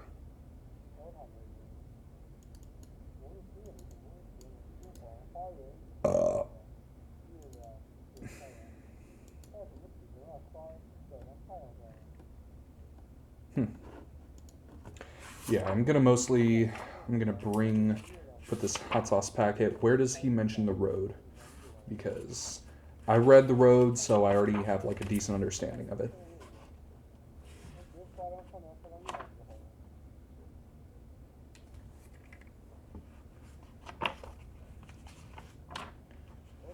Cormac McCarthy's Pulitzer Prize book that has been hailed by the British journalist George Monbiot as the most important environmental book.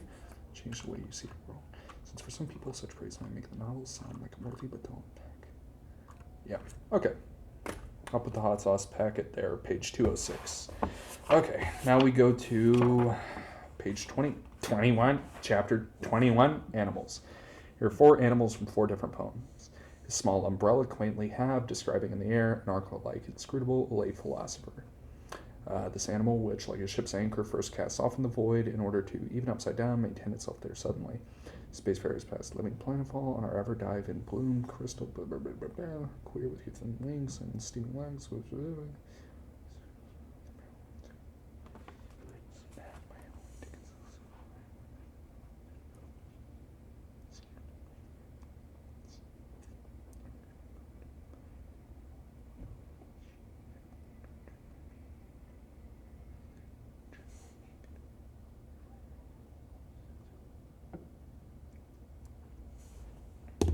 that takes us.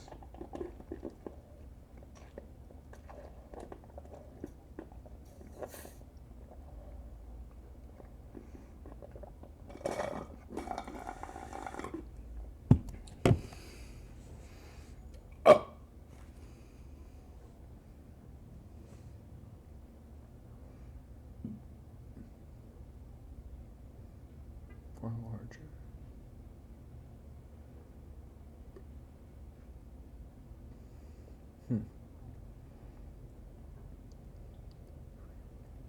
Extinctions to come.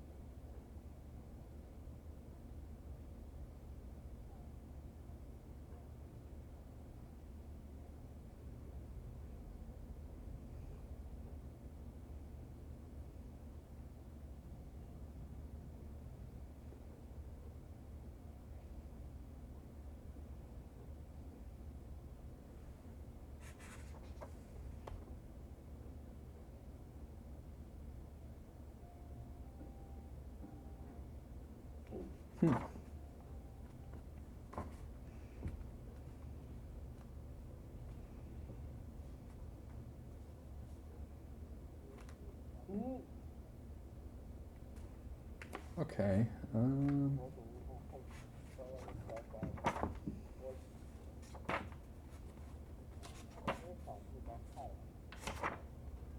Okay, that was a short chapter. Okay.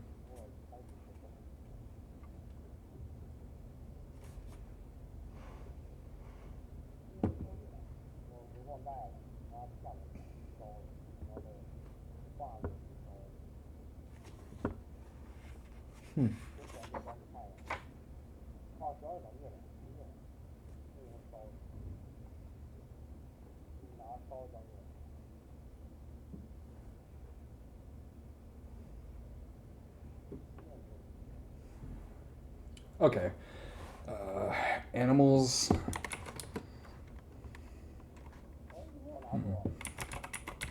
Dives into the unique, into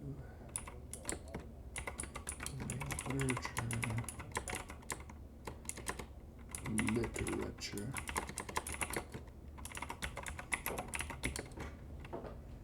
describes differences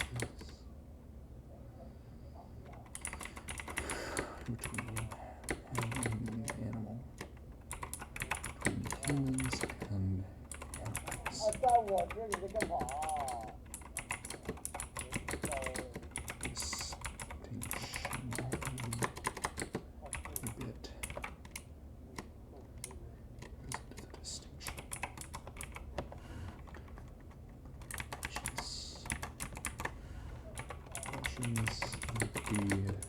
distinction.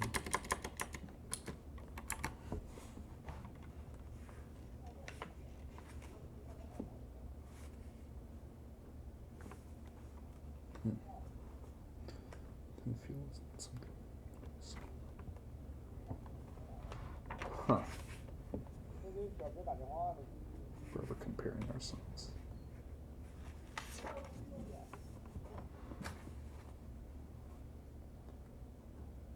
Connect us.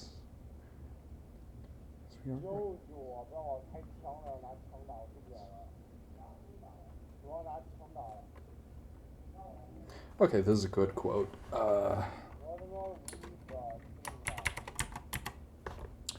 Let's see. Anthropocentrism has to do with how humans think and act as if man or the earth going around everywhere. The human is not the center of the world, however much we humans might imagine or presume to behave otherwise. Okay, the human is not the center Did they spell it the British way or the American way? It's the British way.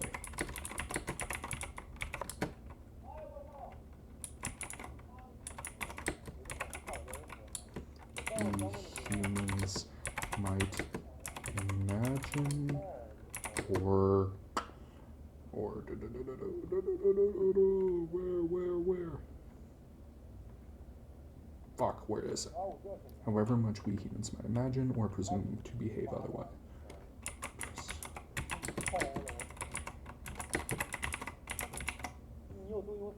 Yeah, okay. And then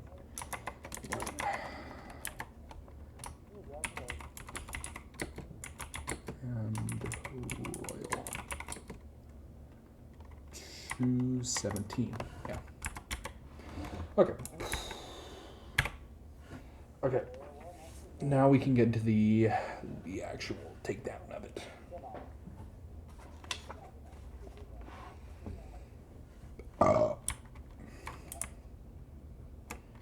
Nature and animals.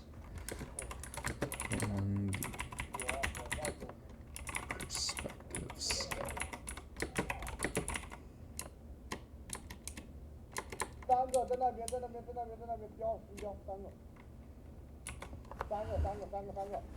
Do human perspectives on animals, perspective pebbles having purity, perspective of kangaroo treating every part of the kangaroo as majestic.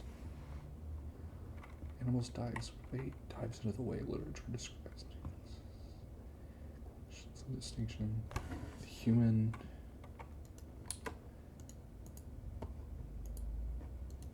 bills.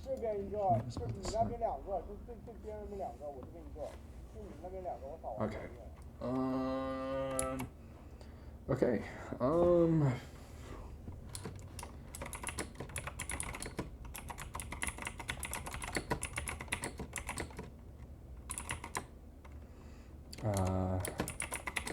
Part of the readings that stuck out to me the most was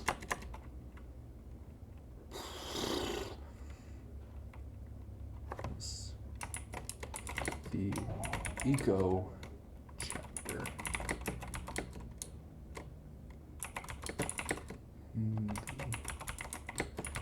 And royal book. They mention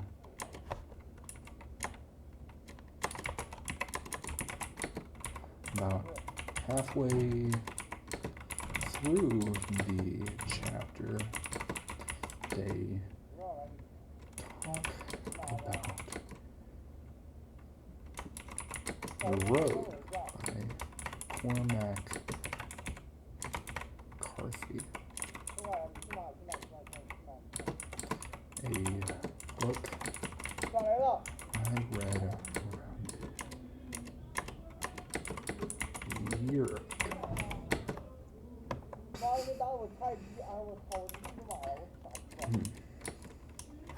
Right, let's see. Now let's actually read what he said here. Okay. Such a future is imagined in Cormac McCarthy's Pulitzer Prize-winning novel The Road, 2006, a book that has been hailed by the British journalist and environmental activist George Monbiot as the most important environmental book ever written, one that will change the way you see the world. Since for some people such praise might take the novel sound like a worthy but dull attack on capitalism, we would like to affirm that The Road is a compelling narrative written in brilliant but restrained, almost biblical prose, and that despite its bleak attenuations of verbal texture, it presents a richly moving and highly readable narrative of a post-apocalyptic future. For Monbiot, the importance of McCarthy's novel lies in its vivid imagining of the devastating reality. Gray with floating ash, almost all life is dead. Nights in this world are beyond darkness, while days are more gray than what had gone before. Barren world with only languages. World shrinking down about a raw core of parsable entities. Names of things slowly following those into oblivion. Colors, names of birds, things to eat. More fragile than he would have thought. How much of it was gone already? Sacred idiom shorn of its reference and so of its reality.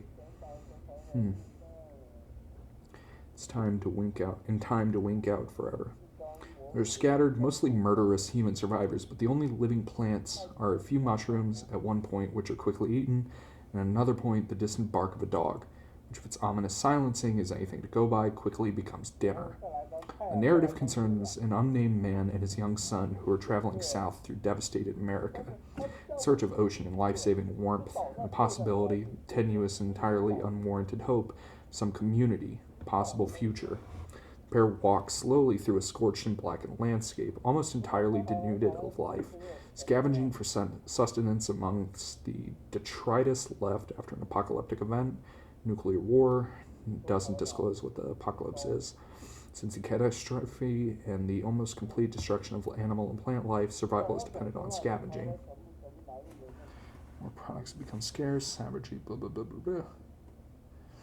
The most shocking scenes in this harrowing novel, Cannibalism, opens a locked cellar to see a group of prisoners whose limbs are to be harvested for the captor's nourishment. They're still alive. In panic over which is the blackened, gutted baby's son. In this new world,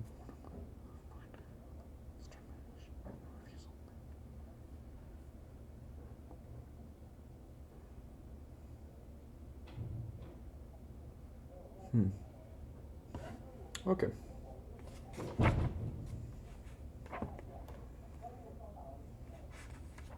McCarthy's novel, there's a sense.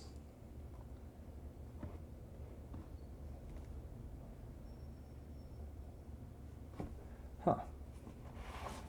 Okay. Let's see. About halfway through the.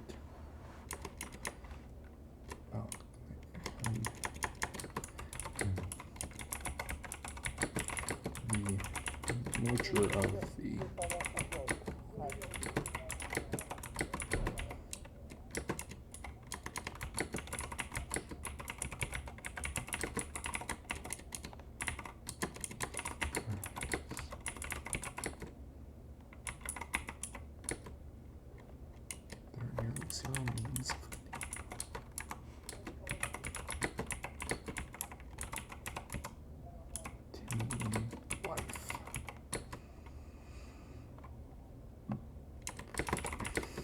Chapter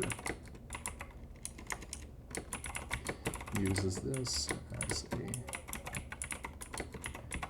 example.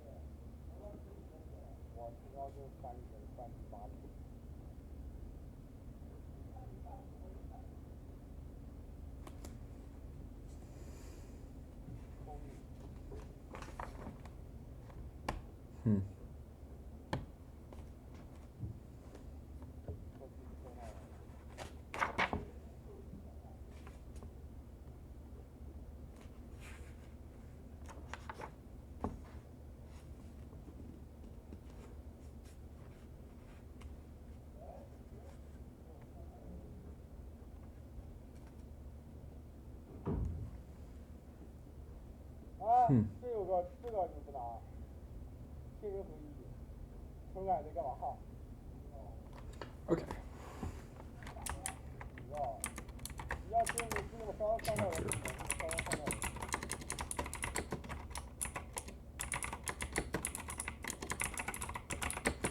And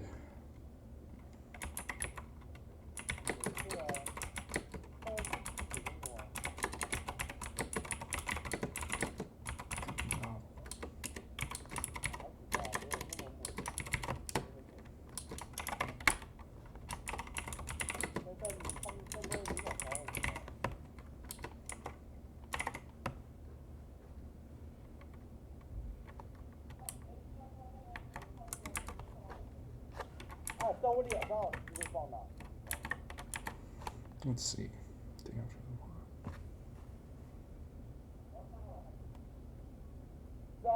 我操，再加那个高桥在最上面，最上面玩了一把像喷子一样的东西。看，在打你，小人在打你。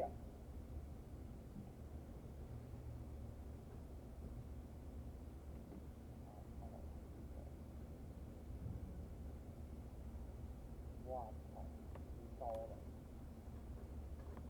没招了，我操，直接他妈一枪下里。Okay, let's see. Weaknesses. 我没拉，我是他妈的无血，他妈跑一会儿。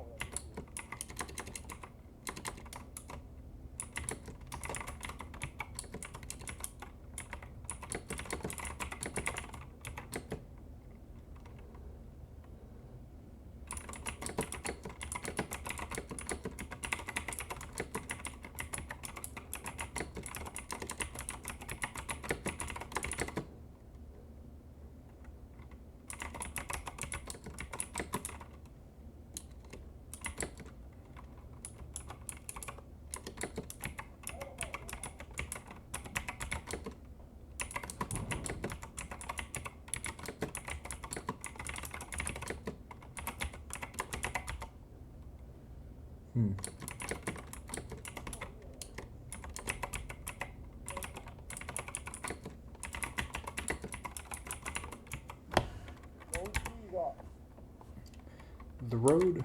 The chapter mentions the road throughout. 这两个楼梯，你在楼梯上面有个。别照，别动。这楼梯上。他们照到自己。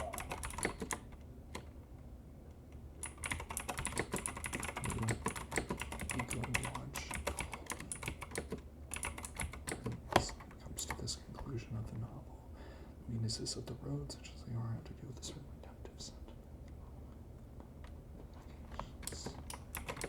I completely disagree with.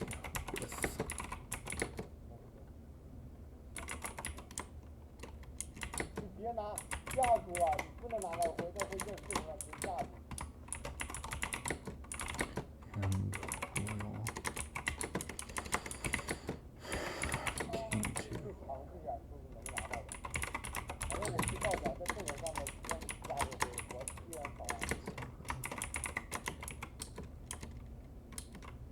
I completely disagree with the sentiment. Let's use the space to.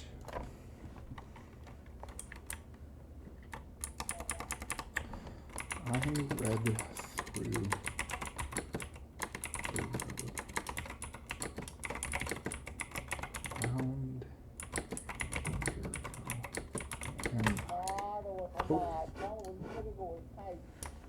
completely disagree with this.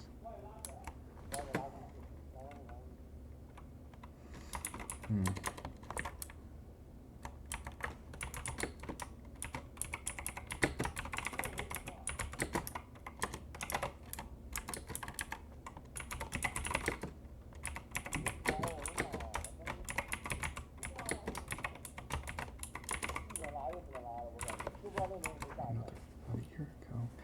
Completely disagree. Having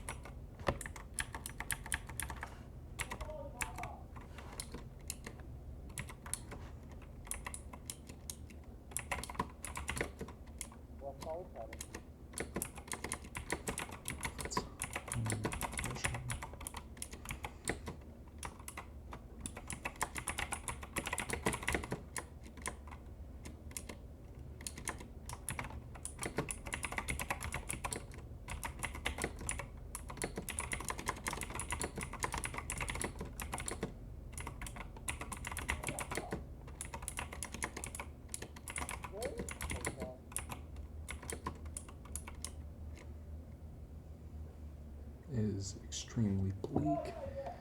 It's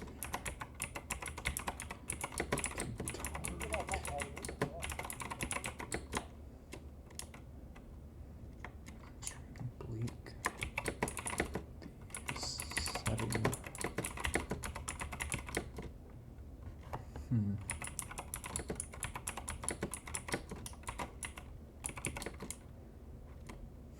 Readings for this week were interesting. Let's see, the part of the reading system got to me most was the Eco chapter in the Bennett Royal book. About halfway through, they discussed the road and discussed the nature of the world and how to imagine the hellscape means of community life. 我比干了，不用说，你走你就走。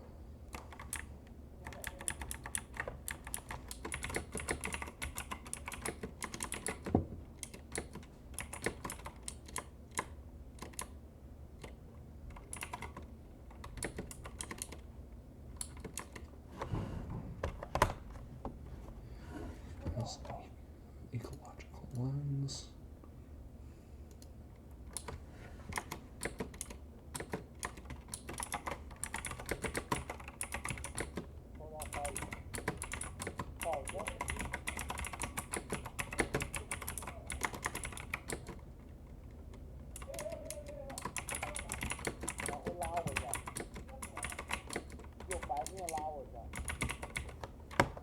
Comes to this. How to do this redemptive.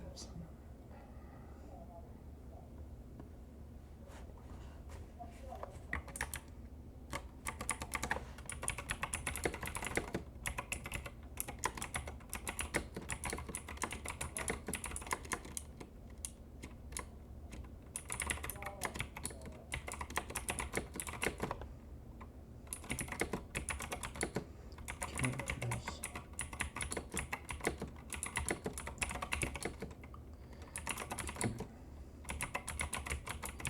Once a year. Starvation and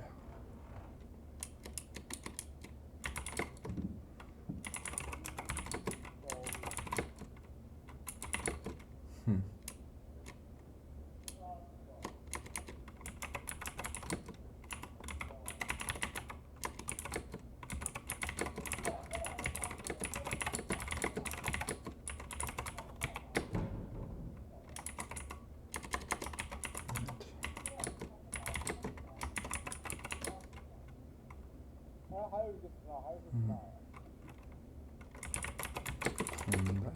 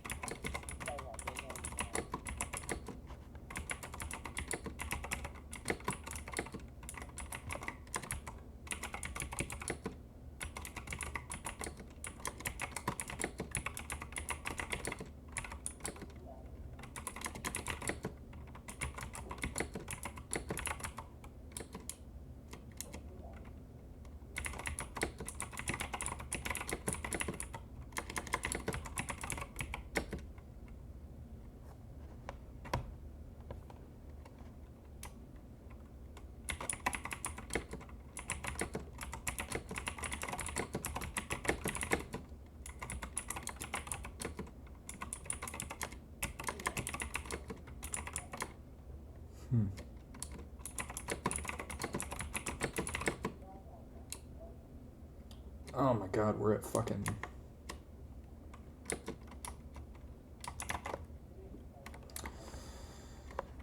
Wait, let's see. We're at 392 words. 330 more. 300 words. 392 words. How many are quotes?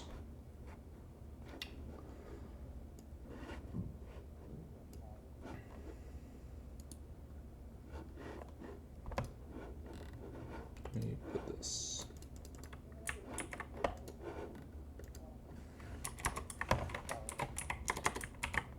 Let me copy and paste this and do a Google Doc so I can see what I have to.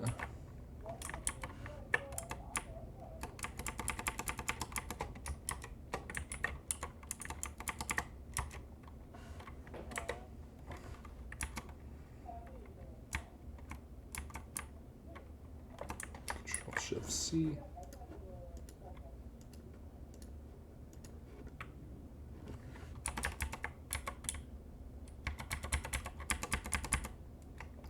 $20.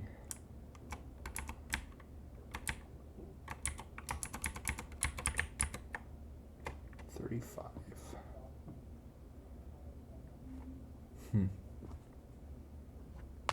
Okay, about 50 words of quotes.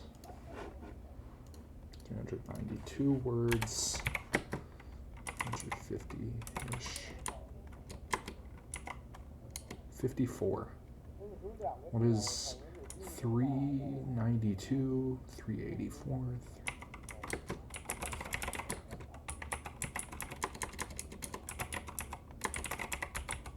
334 without quotations. Cool.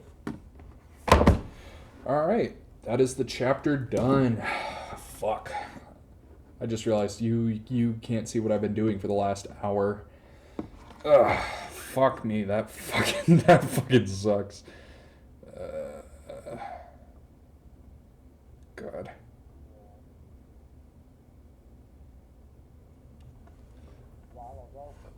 Fuck. All right. I'm done. All right. It was good making this video. It was honestly kind of fun. Holy fuck, that was 3 hours straight of just fucking literature, man. Oh my god. It was fun though. Yeah, I'll do my homework when I get off. All right. I finished that. And then tonight I have to do the week 3 assignment for fucking Folklore of the American South. You'll annotate the... Oh, what the fuck? You'll annotate the reading that comes from a forthcoming book. Okay. I'm not gonna look into that yet. Yeah, fuck. It's good to be back, everyone. It was fun doing my homework for you guys. It was, I don't know. Let me watch, you know. Fuck. It was fun. Now I'm gonna grab my headphones and get to gaming.